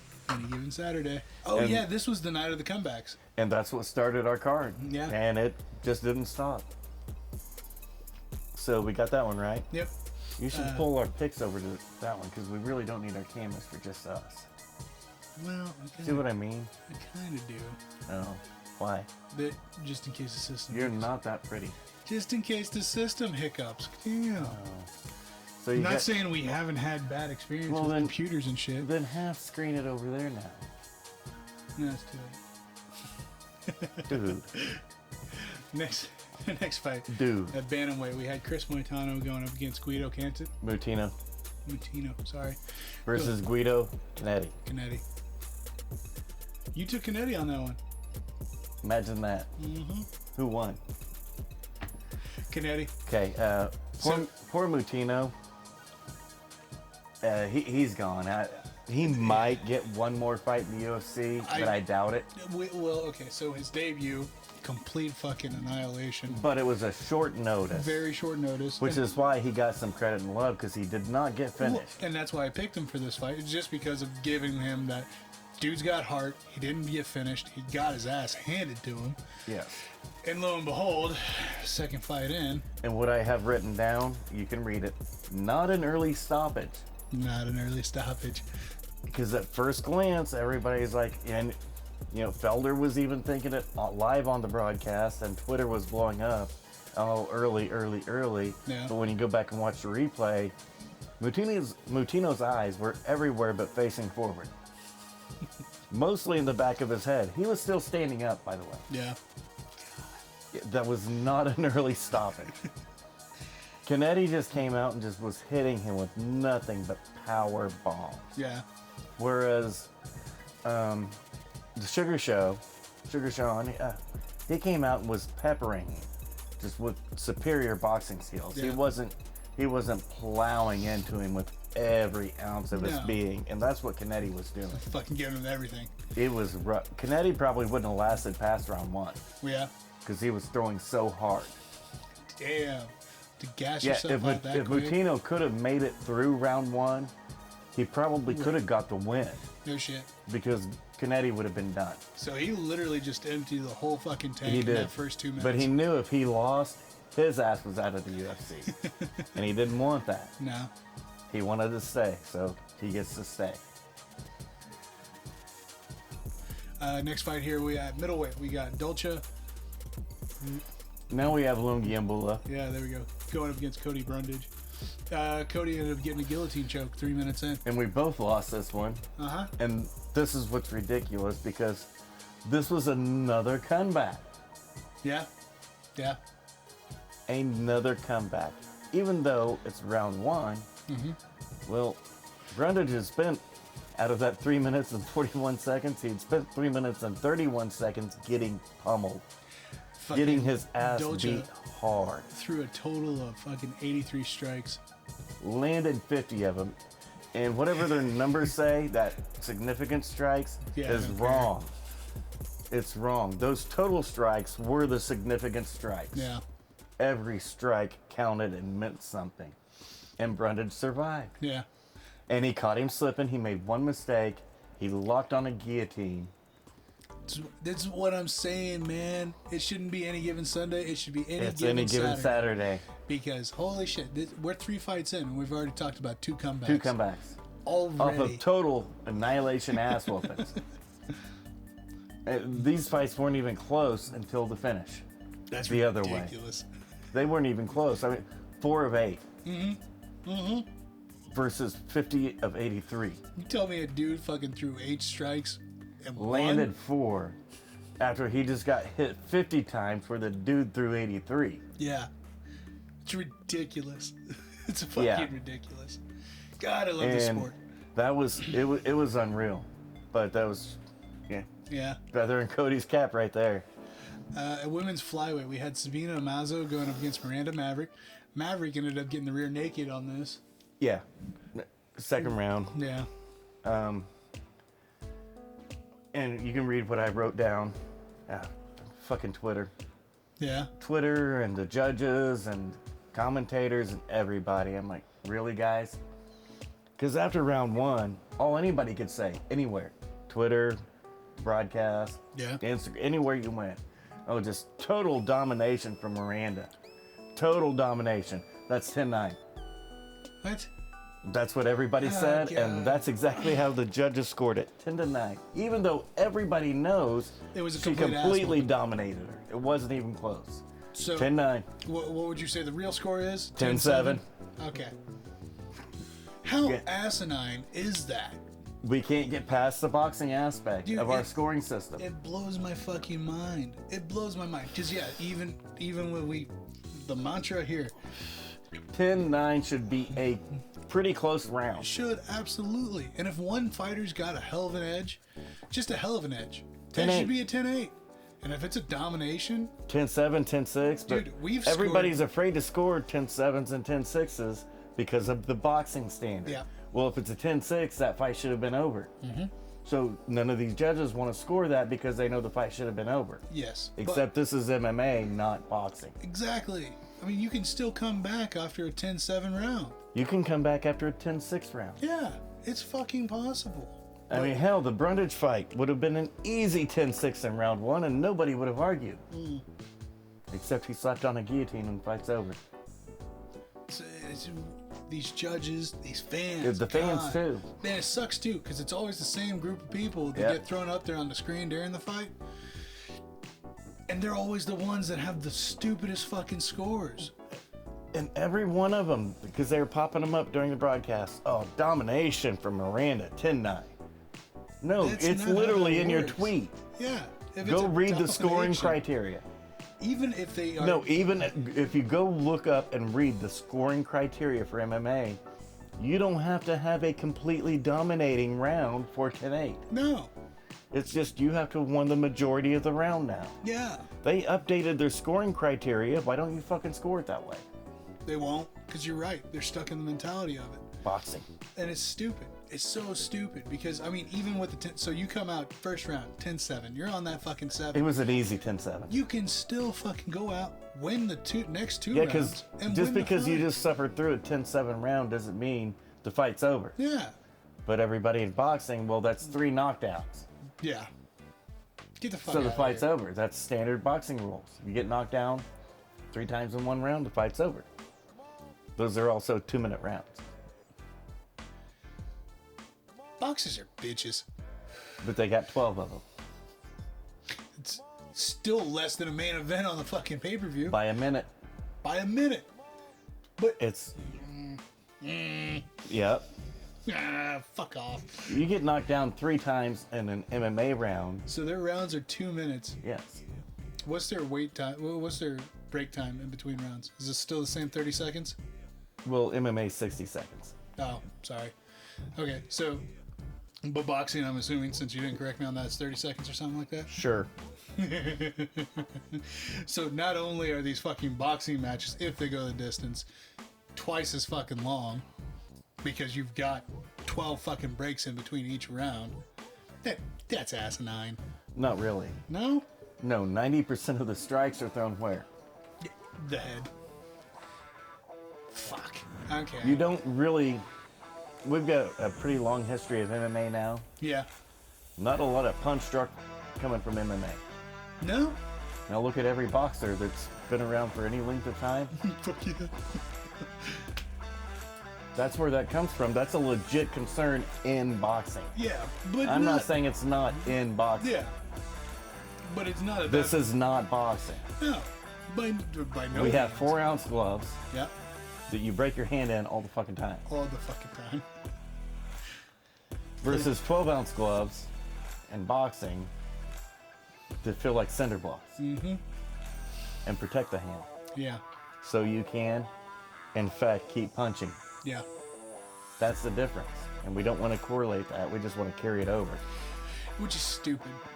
It's stupid. We It's a want to count them as sport. one sport, and they're not. They're two No. different sports. They're completely two different sports. Yeah. And so Miranda doesn't ease, and I even wrote down round 1, 10-9, idiots, question mark.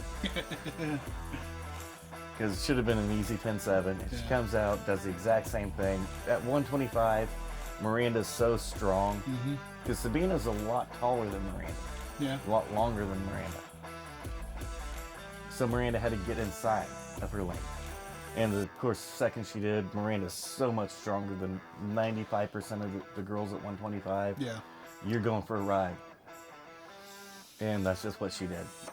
She got inside. That's all she had to do. Her coaches did a good job. She did a good job. Easy win. Yeah. All right. Moving on to featherweight, we had Damon Jackson going up against Kamala Kirk. Yeah. Jackson, the arm triangle in round 2. Wow. This fight. Okay, now Damon Jackson's 24-1. Yeah. He's had 2 stints in the UFC. He got booted once Yeah. for not being good enough. He's 24-1 overall total. He's a ground guy. Yeah. Really dangerous on the ground. I took Damon. Yeah.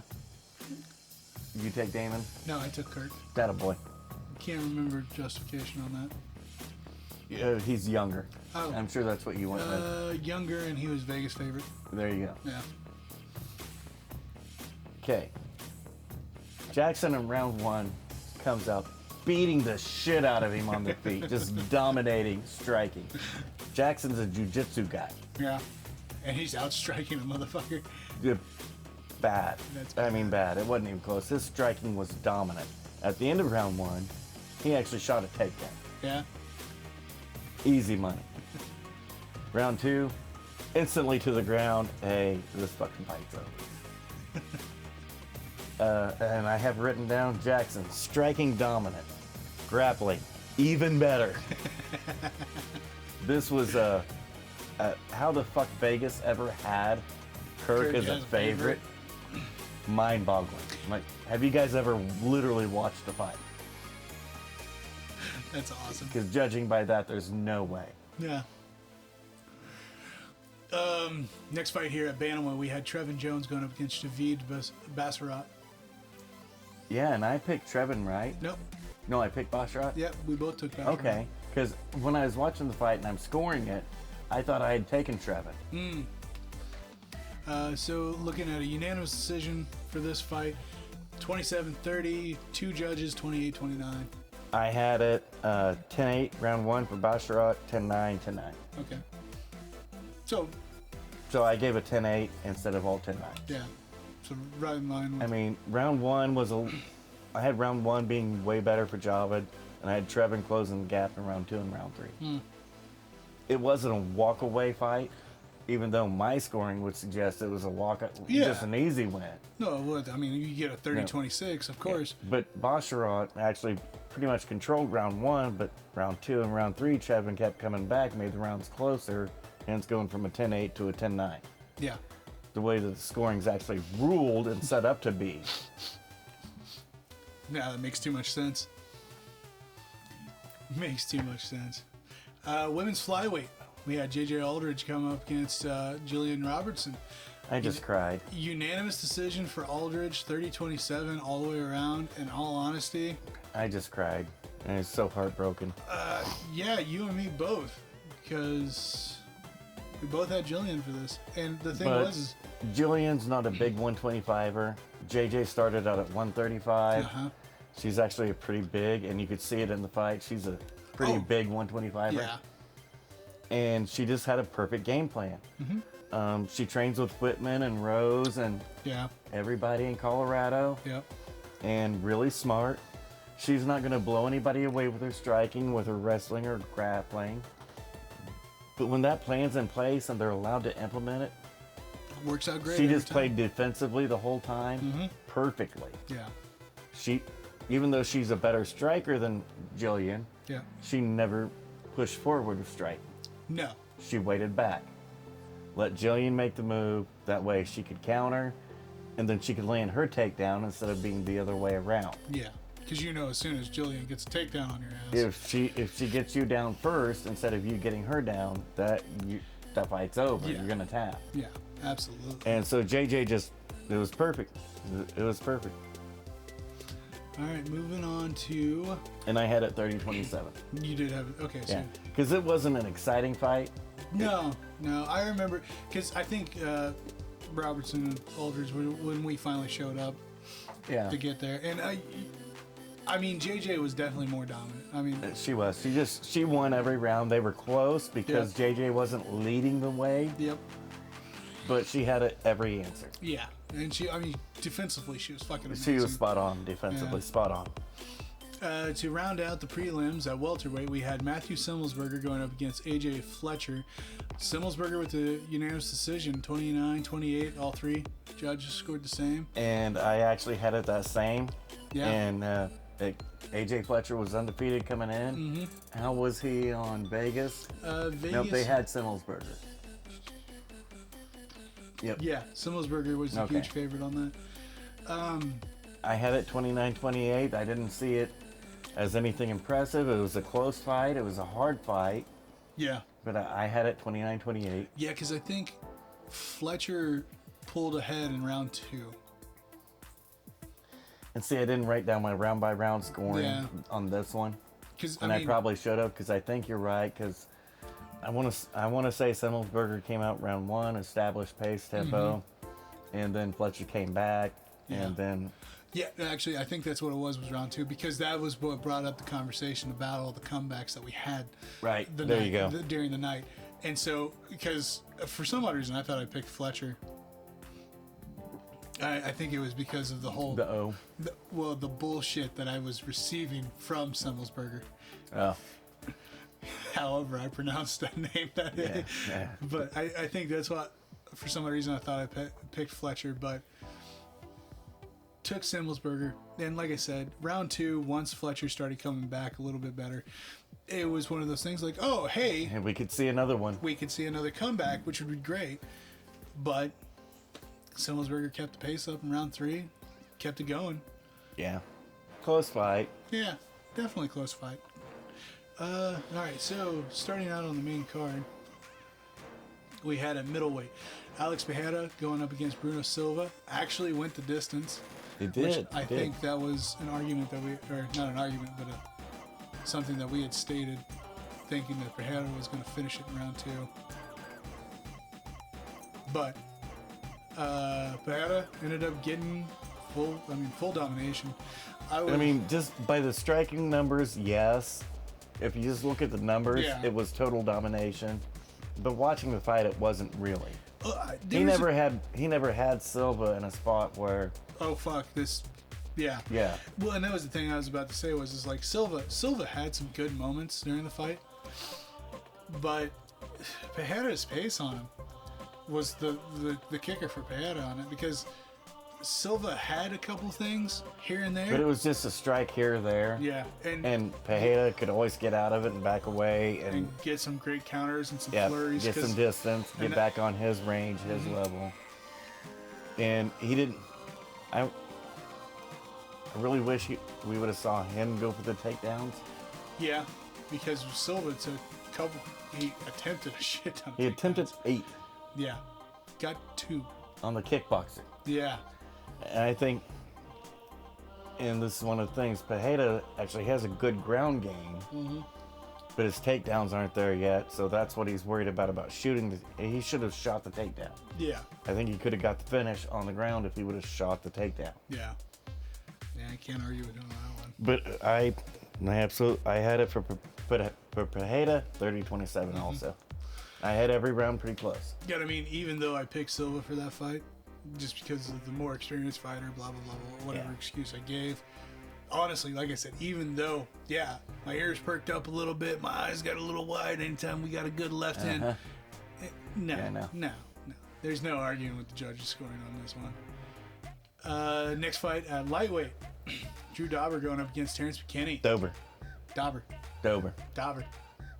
Listen here, coach. It's Dober. Fuck you. I'm taking this one just like I do with fucking Dukakis. Okay, I'll allow it. Another comeback. Dude. Another comeback. Fucking legit comeback. And people are starting to talk about it after this fight this weekend. Hey, like MMA on Point did a segment. Are these short notice fights really worth it? Because McKinney took this fight on short notice. Yeah. And you could actually see it the second the fight started. He knew damn good and well he had 2 minutes to win this fight. He knew if it went longer than 2 minutes, he was done. He couldn't do it. And he, as you can tell just by the sheer numbers, in 2 minutes, he went to work. And he had Drew in some bad spots. He did. But Drew being a solid vet, he hung in, was able to last through it, and get the finish. And the fucking, because that was a left overhand that got Terrence wobbly.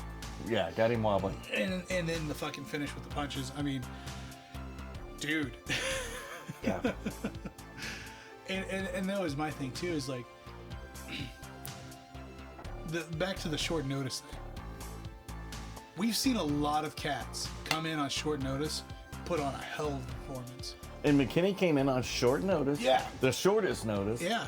And he still had a good performance. He did. But you don't get to win. And what kills me though is that all these people that are kind of going to come out, because I already see where this is coming. Oh yeah, you know they're going to. Oh, short notice. He didn't have enough time. Bullshit. Listen here, okay? Cerrone, take any fight, any fucking day. Yeah. He's ready. But he doesn't. He barely wins 50% of those. That's fair. But shit, that kind of just shot a hole right in the middle of that motherfucker. See, we like to equate everything back to the first. Just take a UFC 35 through 100. When we had a 100-man roster. Yeah. If we were lucky. Yeah. So you weren't really. If you take a short notice fight, that has nothing to do with you losing your job because you got an L. Now we got 600 dudes plus. And L's matter now. Absolutely. So to be on the safe side, would it be more beneficial to take the short notice? I guess it all depends on the situation that you're in. I mean, if you're coming in off a 5-win streak, hey, I'm taking this fight on a week notice. Can you sacrifice that L? Kinda. In today's MMA, it's harder and harder to be able to sacrifice that L. Because, I mean, look how many times, like, Burns. The Burns fight from last year. That was a short notice fight. Well, a lot of Burns fights. Yeah. That's what got him to the title fight. Yeah. They were all short notice. But he was winning them. He was. That's the kicker and everything. Of course they pay off as long as you're winning. But the second you lose, just like accepting a fight with somebody that misses weight by 5 pounds. Yeah. Well, if you win, of course it helps you. But if you lose, that's still an L. Yeah. Those don't go away. Even if they cheated. Even if they cheated. Oh, man. I guess you're right. Maybe I should just quit looking at the old days. And get changed to the times. Because I mean, that's the one thing. I mean, if you're on point and ready at any given time and take the fights and win, that looks great on you. But whenever you're young up and comer, and you know you're going against a veteran, you better make sure you have to know your gas tank is on point. Yeah. Yeah. And McKinney, you could tell by the way the fight even started. Oh. McKinney knew, I've got 2 minutes to win this fight. Yeah. If it goes more than 2 minutes, I'm not going to win this fight. He knew it. Oh, yeah. He didn't even play around with it. It's like, I've got to go win this fight now or I can't win. There's no way I see round 2. Yeah. And I mean, he was right. He was right. He was right. And he almost won it. Almost. Fucking almost. He almost won it. And even Drew said it in the post-fight. He's like, no, kid cracks, kid hits hard. Yes, he did. He caught did me. Say that. I can feel it. I promise I can feel it. So I But guess it's not my first time in here. no. So I was able to, dig in and get my wits back. And then, yeah, of course, he's coming on short notice. I knew his gas tank was going to be short-lived. Yeah. It was. I ended up with, it was a hard win, but an easy win. Yeah. And I guess the conversation would have never been brought up if McKinney would have won. It wouldn't have. And that's the point. And that's weird. That's weird. It goes back to our journalists, our journalists that we have for UFC right now. Because we got one dude that's great, and then the rest of them kind of just. A lot of them kind of just toe the line and don't want to ruffle any flip. And I get it. You don't want to piss Dana off at you. Oh yeah, no, understandable. But I don't know. But man. you can ask a question. Absolutely. And then if they decide they don't want to answer that question, then you move on. Yeah. But at least you try. And my thing is too, and it definitely seemed fucking flip-floppy on this now, but I've come to the terms, hey, changing times, I need to change up my thinking on this. So maybe it's actually a good thing that McKinney did lose. I mean, it sucks for him, because yeah, that's an L that's... Yeah. It's gonna suck. I mean, dude's a great fighter. He'll overcome this. I know he will. I'm sure he will. But having the question poised is actually kind of a great thing too. But that's the problem. I've only heard one motherfucker Poise the question? Yeah. Yeah. That's Me. bad. It's bad. It's bad. That's what I'm saying. These journalists, man, they fucking they kill me. How many times have we sat through a post-press conference and fucking just, why aren't you asking these questions? It's the same question over and over and over. Always. Always. Get the fuck out of here with this shit. The only reason anybody watches the post fight anymore is to listen to Dana. Yeah. Outside of that, none of it matters. No. Because you know you're getting the same questions. And you're gonna get And the you know same you're getting answers. the same answers. Yeah. Same answers from the fighters. You're right. Fuck anymore. I'll only watch the post conference just for Dana. Once Dana's done, I turn that son of a bitch off. Don't need it no more. If Dana's not there that night, I don't even turn it on. Yeah, because I watched the fight. I heard what the fighter had to say.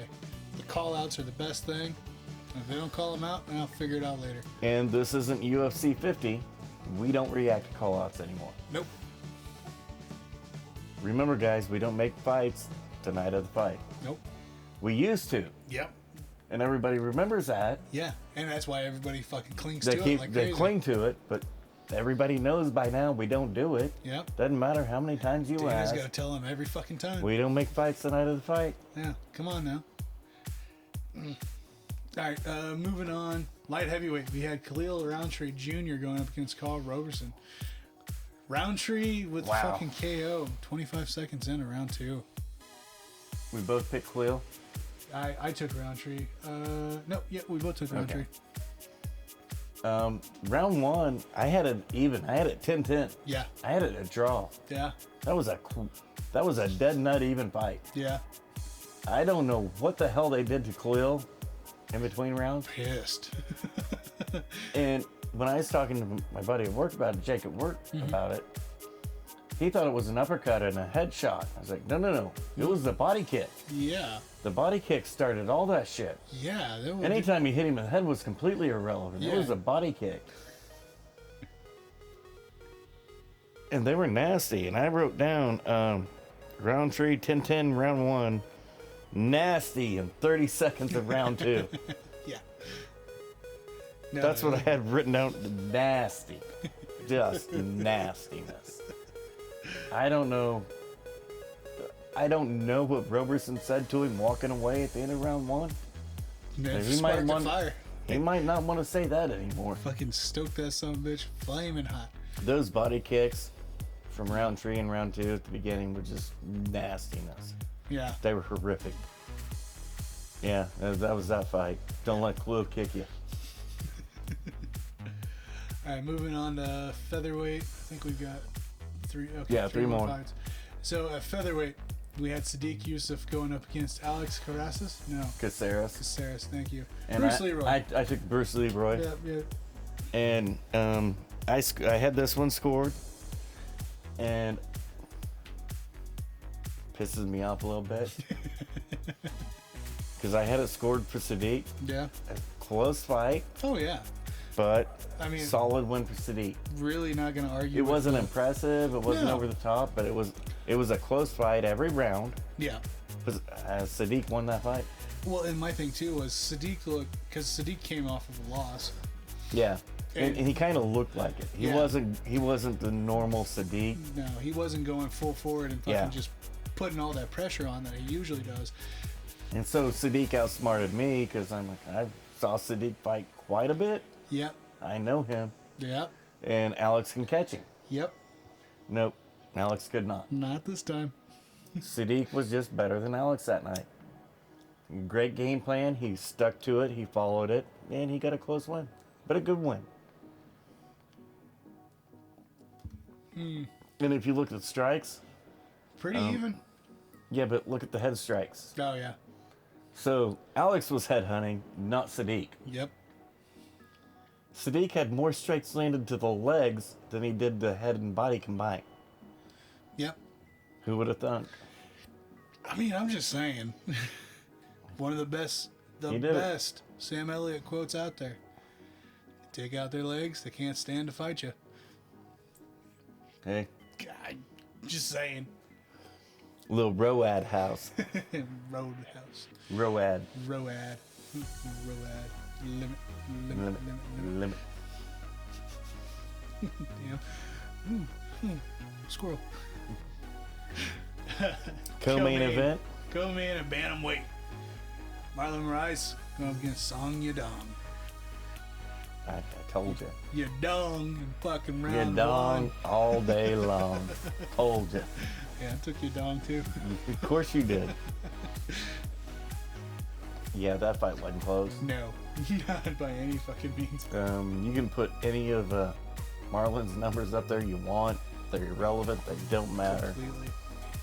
Once Song unleashed, that fight was over. Quick, with authority. I didn't even write anything down because there was nothing to write down. No, you didn't have any time to write anything down. No. Like, nope, we're into this, boss. I was pissed off. I was in the middle of making a drink and this motherfucker was over in the process. Yeah. Yeah, that was that fight. It's a good fight. Leaves a lot of questions for Marlon Moraes. Yeah. Where you go from here, what you do. I hear Bellator's hiring. Might check that out. He'd be okay in Bellator. He'd be really good in Bellator. Yeah. That sucks. Get your money, dude. Or go to one where they are instantaneously going to make you jump up 10 pounds. Yep. And give that a shot. Yeah. Which, in all honesty, jumping up another 10 pounds wouldn't be too bad. It's not going to hurt him. No. That's always his biggest thing. It's his weight cut. He has no gas tank. It's never changed. Nope. And he keeps fighting the same way for some reason. No, I get when you fight a certain way and it gets you to a certain level, then don't change that shit. Yeah. But once it gets you to that level, and it's not producing results that are favorable anymore, It's time you to might want to go back to the drawing board. Yeah. Now, if it had been one loss, I wouldn't be preaching that. But I'd be preaching that don't overreact. Do what you did that got you there. This is not one loss. no. This is a lot in a row.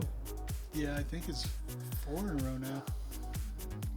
And even if he did scrape one out, it wasn't. No. We could have scored it the other way easily. Oh, yeah. All right, main event.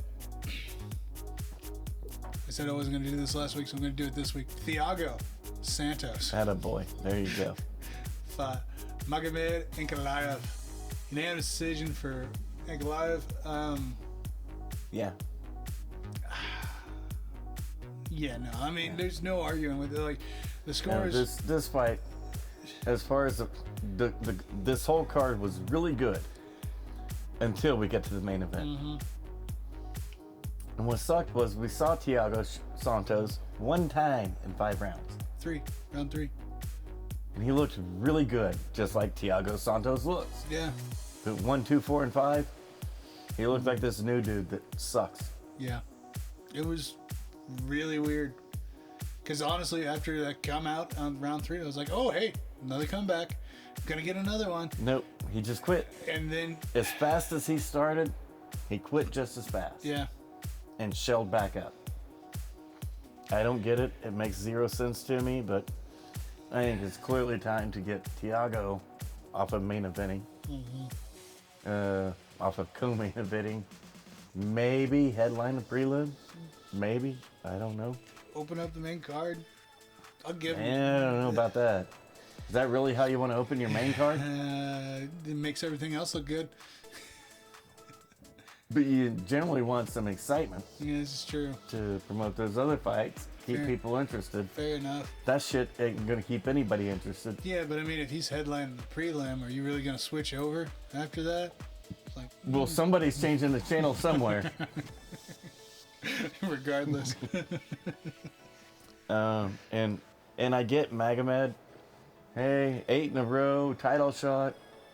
Normally, I would agree with you, except for one thing. I watched that fucking fight. Yeah. Not one thing about that fight said, oh, you gotta give this dude a title shot now. No. Because, I mean, as bad as Thiago looked. When Anthony Smith and Thiago got their title shots against John, they were off of awesome victories. Oh, yeah. There was nothing awesome about this fight. The most impactful moment was whenever Santos actually let his hands fly and knock your ass down. Yeah. Yeah, no. And Stop. that's what I'm saying, dude. Is like, Yeah, I get these win streaks that everybody wants to talk about, but there's got to be something there. There's got to be something in him. Yeah, I mean, look at Khabib. He had one of the greatest fucking win streaks ever. And still, his performances were so dominant. Now, if he would have came out, he won every fight, but was still half-assed, nobody they would. weren't half-assed. It was half-assed competition, which is, and this is another problem that you can get into. There's layers. Oh, yeah. We like everything to be black and white, but it just really fucking isn't. I mean, everybody knew Khabib was undefeated, Yep. dominating on the ground. Yep. Ain't nobody in the top 10 wanted to fucking fight him. No.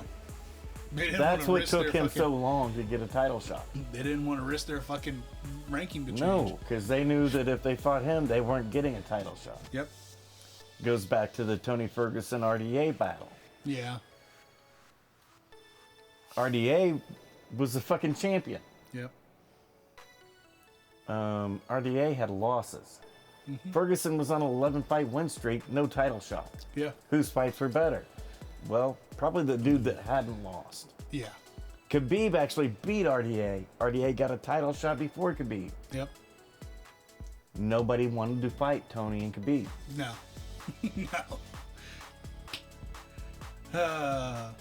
And nobody can say that about Magomed. No. It's completely different. So, yeah, you got an 8-fight win streak. Yours is built different, dude. Calm down. Yeah, no. There's not a lot of people that the UFC calls and they say, no, don't want to fight Magomed. No. Magomed, yeah, I'll be there. It's not the way that works. Calm down. I'll fucking be there. Alright, so for this fight night, UFC London. Back in London. hold up. Before we get there, let's go over the totals here. So for this fight night, you walked away with 10 accurate fights out of 13. Yeah. I had 8. I lost the Kirk fight, and I lost the... oh, no, we both lost the McCann fight. Yeah. Yep. There's another one. Yeah. You took Mutino. Yeah, that was it. Kirk and Mutino. The rest of them were kind of pretty close. cheating bitch. Fuck off. So for three fights in a row now. You're at 26. I'm at 25. There we go. Back to the way it's supposed to be. Fuck you. All right, so better grab this. Yeah, you're gonna need that. Yeah, might want it. So, as you were saying, UFC Fight Night London. Volkov, Aspinall. Yeah, I'm okay with this. I'm all right with it. I'm okay with it headline. Oh, I mean, now let's stop and talk about some cheeky shit. Yeah. Okay, 2 weeks ago, everybody's asking Dana, hey, who's going to replace Volkov? That motherfucker's still in Russia. I don't know if you know. You can't really just fly in and out of there. Not at this point in time, no. Look at, like last week, there was several Russian fighters. Mm-hmm. What nobody paid attention to was they'd been in Vegas for quite a while. Yeah. They had never left and went home. And I had to bring it up at work because Jake was like, oh, Khabib, did you watch Eagle FC? I'm like, no, it's Kevin Lee and Diego Sanchez. No, of course I didn't watch it. Oh, well, Khabib was there. I'm like, no, he wasn't. He's been in Vegas for 2 months. He might be from Dagestan, but don't ever forget, Dagestan is still part of Russia. That's why they have the Dagestani fighters with the Russian flag. Yep. Don't know if you know this or not. Can't exactly fly in and out anymore. No. Shit's changed the past few weeks. Well, I'll have to go back and look, but I could have swore that I don't care what they said. Khabib was not there. He's been in Vegas for 2 months, dude. Could have swore. Racist fuck. I'm like, That's so, profiling. No. Somebody on the fight card had said, wherever Khabib's at, so everybody thought Khabib was in the crowd. Gotcha. No, his ass is still in Vegas. Calm down. Calm down. So that was one of the problems with a couple weeks ago. Nobody knew about this main event because Volkov was still in fucking Russia. Yeah. Lo and behold, somehow, he's now in London. Weird. I don't know what tapes Dana has on anybody, but he's apparently got 1 or 2 lurking in the background. Hey, it's okay. Nothing wrong with that. Because Volkov's here, he's going to headline. Doesn't stop our fights. That's no, it doesn't. That's all that matters. All that matters. All right, man. Let's go ahead and burn through these prelims real quick. So, 13 fights for London fight. We got flyweight Mohamed Mokiev going up against Cody Durden. Mokiev is a 6-0. Looks good to me.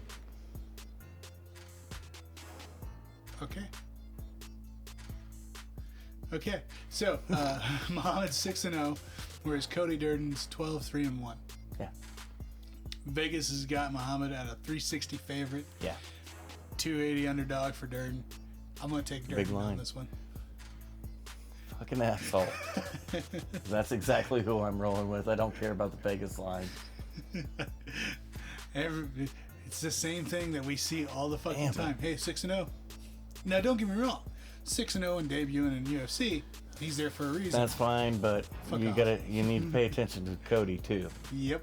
Can't just look at Muhammad. Exactly. And that's, man.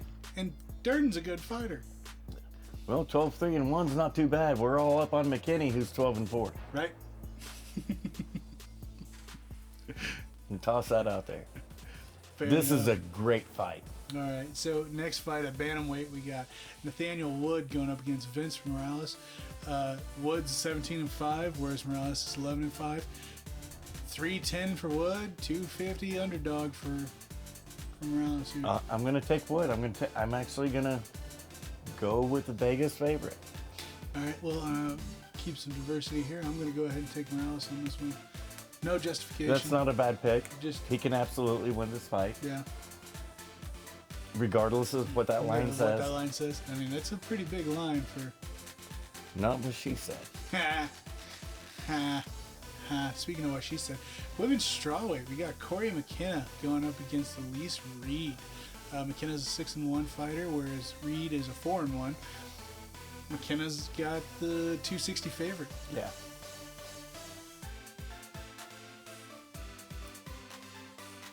take Reed. You're just looking. I can see you just just squinting, trying to find anything on that. Yeah.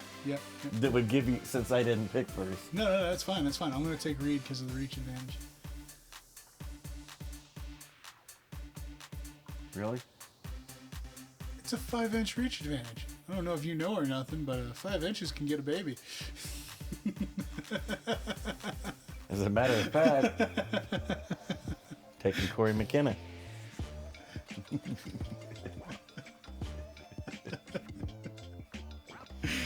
I don't care how much longer you can reach in there. I can still make that same baby. So it's getting out with the 5 inches.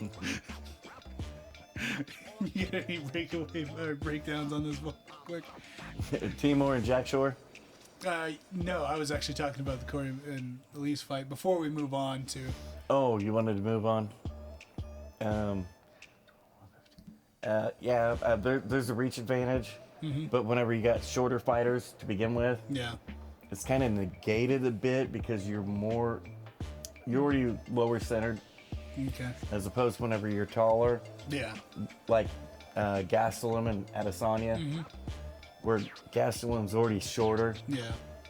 Didn't really do any good because they're not 5'3".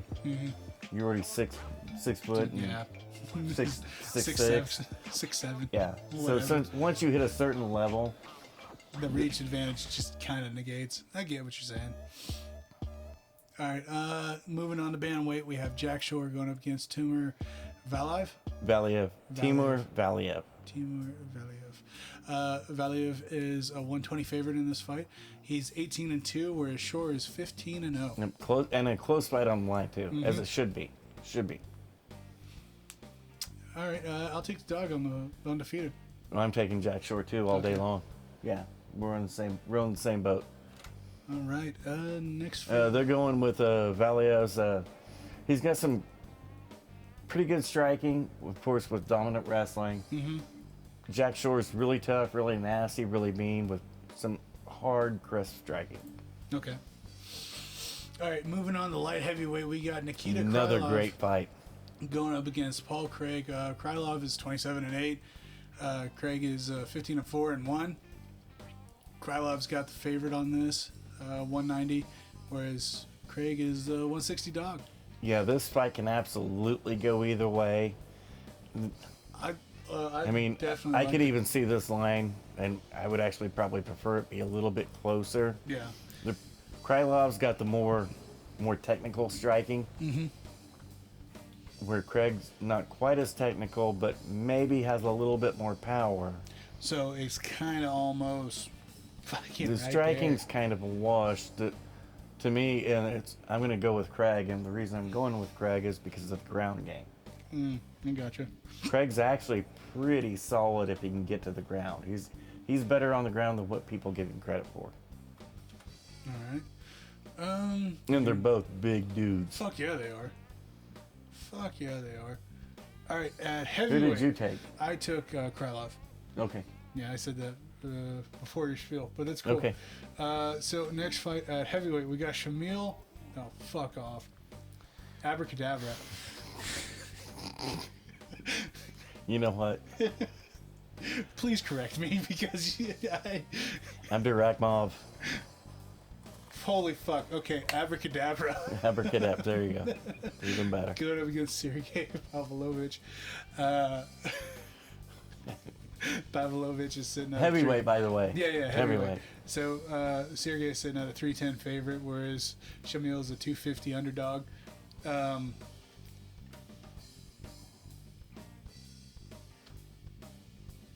Shamil's 20-6. Sergey's 14-1. You know what? I'll ride with the dog. Okay. You know I what? called him a abracadabra. Yeah. I'm going with you may as well. The reason that's not a bad pick, Pavlovich is southpaw, right? Yep. Okay. Abdurakhimov is orthodox. Yep. What's that set up for? They both have Russian flags. One of them's actually better at that flag than the other. You're saying Shamil's got better wrestling. Gotcha. And he's going against a southpaw, so he's going to be looking to feint and slide underneath that left instantaneously to go for the takedown, which would actually, in fact, give him the advantage. Sergey has to keep striking, keep kicking, keep him at distance, keep him off of him. And I don't know if he can. Yeah. I guess since you've been doing it, I'll do it. I'll take the other just because I'm not happy about it. Because I was going to, once again, take the Vegas dog. Yeah. Okay, so next fight here at Featherweight. Rounding up the prelims, we got Mike Grundy going up against Mccann, Americani. Mr. Finland. Yep. Grundy is a 175 favorite, whereas dude. Americani. Thank you. I don't know why I'm slipping up. I'm still trying to figure out where you came up with the W to make it Americani. Shut up. I don't fucking know. Attaboy. Mccann. He's a 150 underdog. So you took the W from his first name, put it on his last name. Yeah, it was a double W. I like it. Grundy's 12-3 at the moment, whereas Americani is 16-7. Mcann's kind of coming off a couple tough losses. Yeah.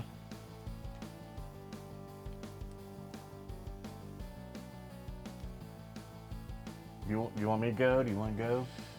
We got you looking for more information before you cheat on your fucking pick? Fuck off. I'm gonna go ahead and take Americani on this one.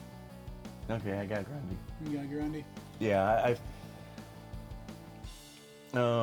it's probably going to be a striking battle, which does not sit well for Mccann. I think Grundy hits just a bit harder, even though Mccan's a little bit taller and he's southpaw. Yeah, I think Grundy can battle this one out. Yeah. All right. So going on to the main card. Starting off, we got lightweight Jay Herbert going up against Ila Tapora. Now I fully expected you to say shrimp tapor, and you didn't this time, you asshole. I was going to correct myself. Well, I couldn't even wait. I mean, I just had to get it out there. Shrimp Tapora is 11-0 right at the moment, 490 favorite. Wow. He's a 490 favorite. Herbert's sitting at 11-3 with a 370 dog. Now, I was going to take Taporian, but yeah, dear Lord Almighty, Jai Herbert is way better than that. They are giving Jai Herbert zero credit in this fight. This should be no more than a minus 250 favorite for Taporian. Oh. I mean, wow. I love Shrimp Tapora, so that's why I was going to go with him. I mean, he's a great fighter. Yeah, keep the O. But Jai Herbert's really good. Jai Herbert, according to that line, Jai Herbert can't win this fucking fight. No, but he absolutely can. He absolutely can. He's way bigger than Tapori is. Uh-huh. In every metric. Mm-hmm. That is a mind-boggling line. You want to take Herbert? I'll give you 2 points if he wins. Sold. I'm on it. Just because of that massive difference that it should not be. And you marked that down. Okay. I did. Thank you. I did. Thank you. All right, moving up here, we got women's flyweight. Molly Mccann going up against Colorina. Luana, Carolina. Yeah. Yeah, something like that. Luana. Whatever. Carolina is sitting at 8-2, whereas Molly 11-4. You got a 135 favorite for Molly and a 115. This is a better line. It makes more sense. This is a close fight. Molly hits pretty hard for a little girl. Mm-hmm. It's actually, for a little girl, she hits really hard. Mm-hmm. And she's got some decent wrestling on her. Her wrestling's not bad. She's pretty solid. And I'm taking Luana, Carolina. Yeah. Yeah. Yeah. Damn. And I like Molly. Molly's a tough out for anybody outside of Valentina. Yeah. Molly's going to be a tough out. Oh, absolutely. I'm riding with Molly on this one. That's actually not a bad pick. No, because again, like you said, Molly can hit fucking hard. She can. And she's got a really solid chin. I've watched Molly take some pretty heavy beatdowns. Yeah. And come out with a win. Yeah. Molly's an absolute tough out. Absolute tough out.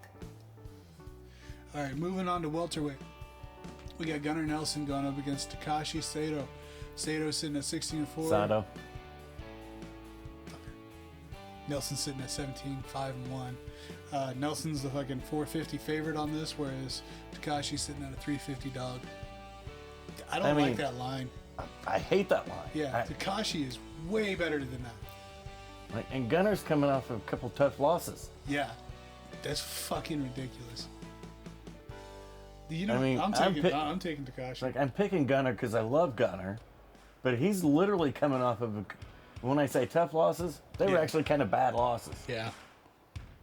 But I always pick Gunnar because I love Gunnar. Oh yeah, no, dude's a great fighter. So I'm gonna pick him, but that line is ridiculous. I don't know any way that he can be a minus 450 favorite in this fight. I'm fucking taking Takashi just to spite Vegas. I get that. That actually makes total sense. That's fucking ridiculous. Takashi could definitely win this fucking fight. I don't get it. Fuckers. All right, next fight. Getting close to the main event here. Next fight at lightweight, we got Patty. Okay, Patty's already been in one fight this week. So is Shrimp Tempura. We talked about it earlier. We did. You didn't realize that there'd already been a fight happen this week. Yep. Of course, it was just not the two fighters that were fighting each other. Nope. Which doesn't make it fucking sense. They were walking past each other in the hall, and Shrimp Tempura started throwing shit at Patty, and shit just escalated really quickly. Patty's actual opponent for this fight is Kazula Vargas. Vargas is a 12-4 at a 370 dog, whereas Patty's 17-3 with a 490 favorite. Okay, now this line I would tend to agree with because after his tough first fight, I don't see Dana roasting him. And right off the bat? Yeah. No. Because this is a massive draw. Well, I was going to say, this is going to be the next superstar. Yes. If you don't watch out, this will be the next fucking so, superstar. Every once in a while, does the UFC handpick opponents? I absolutely think they do. No. But now to say they do it every time for everyone, that's ridiculous. That's ridiculous. In this case, I think this is a case you've got a sound, legit argument for. Yeah. He's bigger. Yep.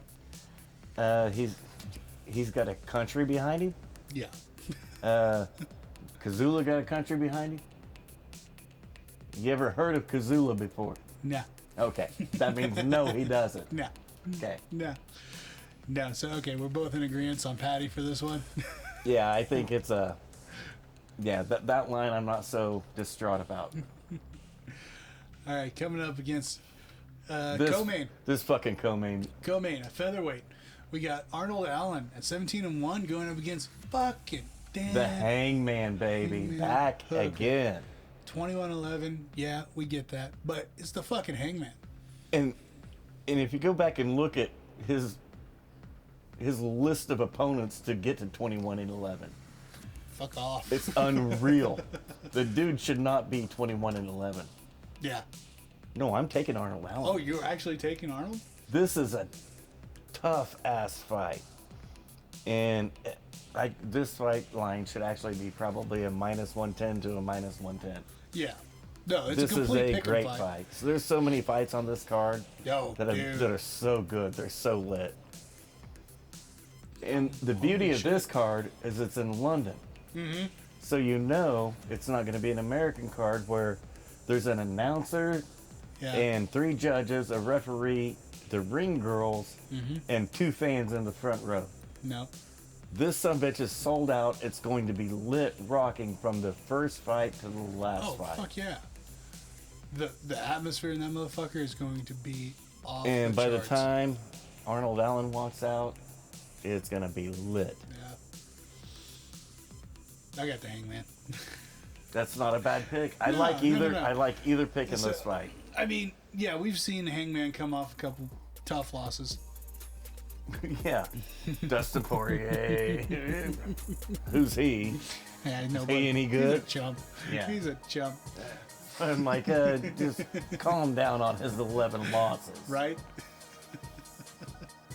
Because I guarantee you, if you get into 32 fights out of the dudes he's fought, you ain't going to have 21 wins. I'm getting fucking smoked every time, dude. You ain't going to have 21 wins. The kid is for real. He's a legit top 5 fighter. Oh, man. He only fights top 5 fighters in 3 different weight classes. Yep. That's his problem. All right, man. Main event. We made it here. This is a great fight. This is a great fight. At heavyweight, we got Alexander Volkov going against Tom Aspinall. Everybody knows I love Volkov. Dude, how I can you picked him to not? beat Derek Lewis. He fucking did until the last 15 seconds.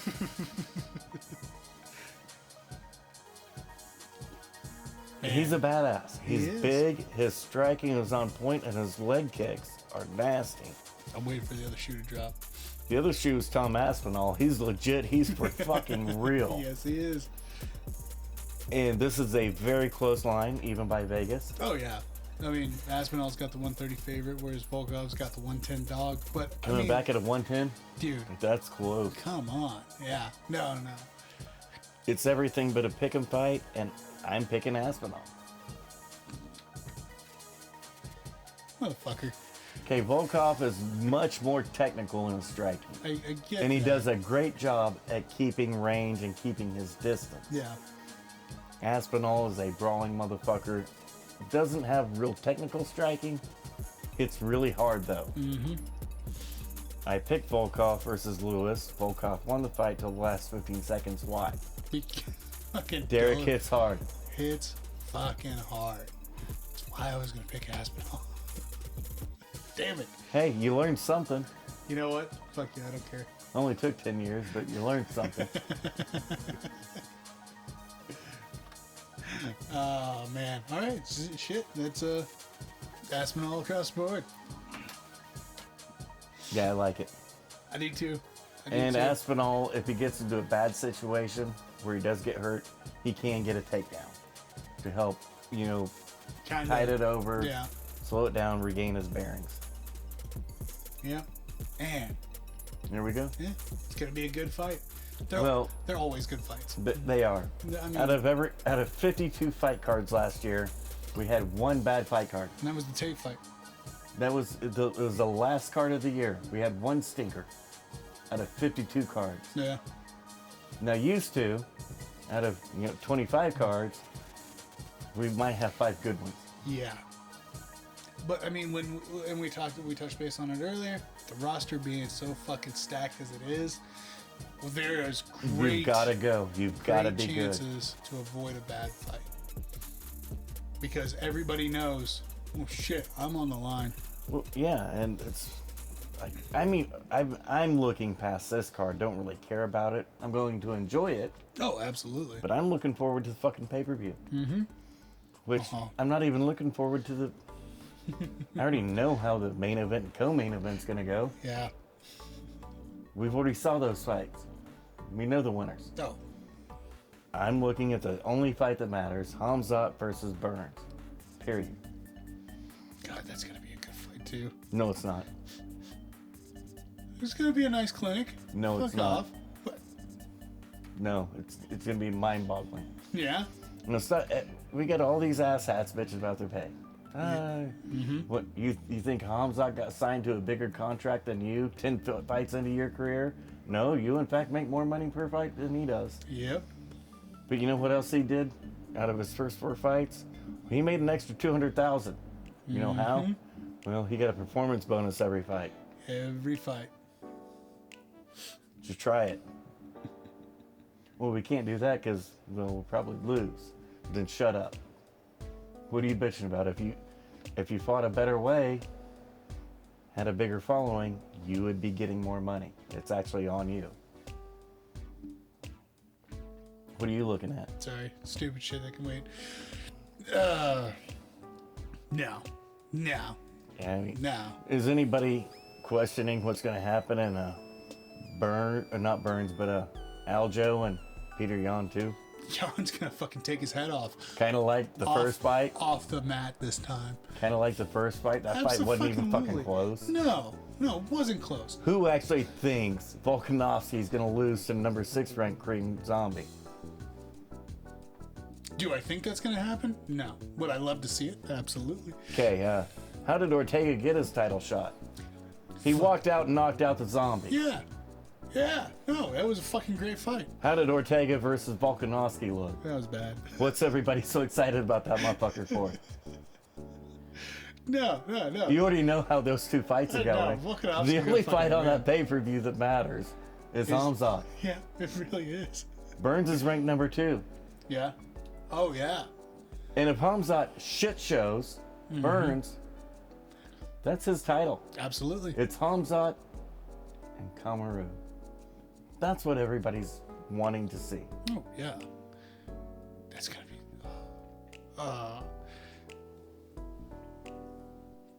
Anybody think Hamzat's not gonna shit show Burns? No, he absolutely should shit show Burns. He's going to. Any given Saturday, though. No, not this one. Not this one, baby. Wouldn't that be a fucking story and a half? Dude, I got a grand. Fuck you. Fuck you. Hey, you owe me $50, by the way. That main event went the distance. No. I voted for the distance. I bet for the distance. You bet for a fucking first round knockout. Nuh-uh. Fuck It's off. the other way. No, it wasn't. You cheating son of a bitch. You cheating motherfucker. On that note, Had to. ladies and gentlemen, for those of you who are listening, here comes the sounder. For those of you who are watching, like, comment, and subscribe. Check out the merch store.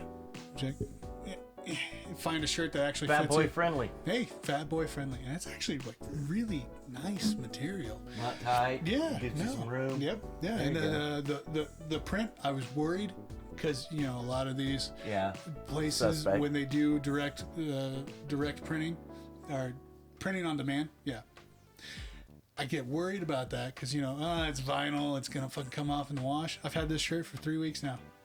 It's been washed a few times. Still looking good. Lies. Now he's wore it for 3 weeks.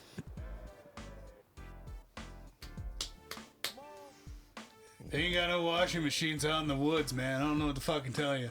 Hey, go to the laundromat like I do. Oh, shit. Ladies and gentlemen, we'll catch you next week.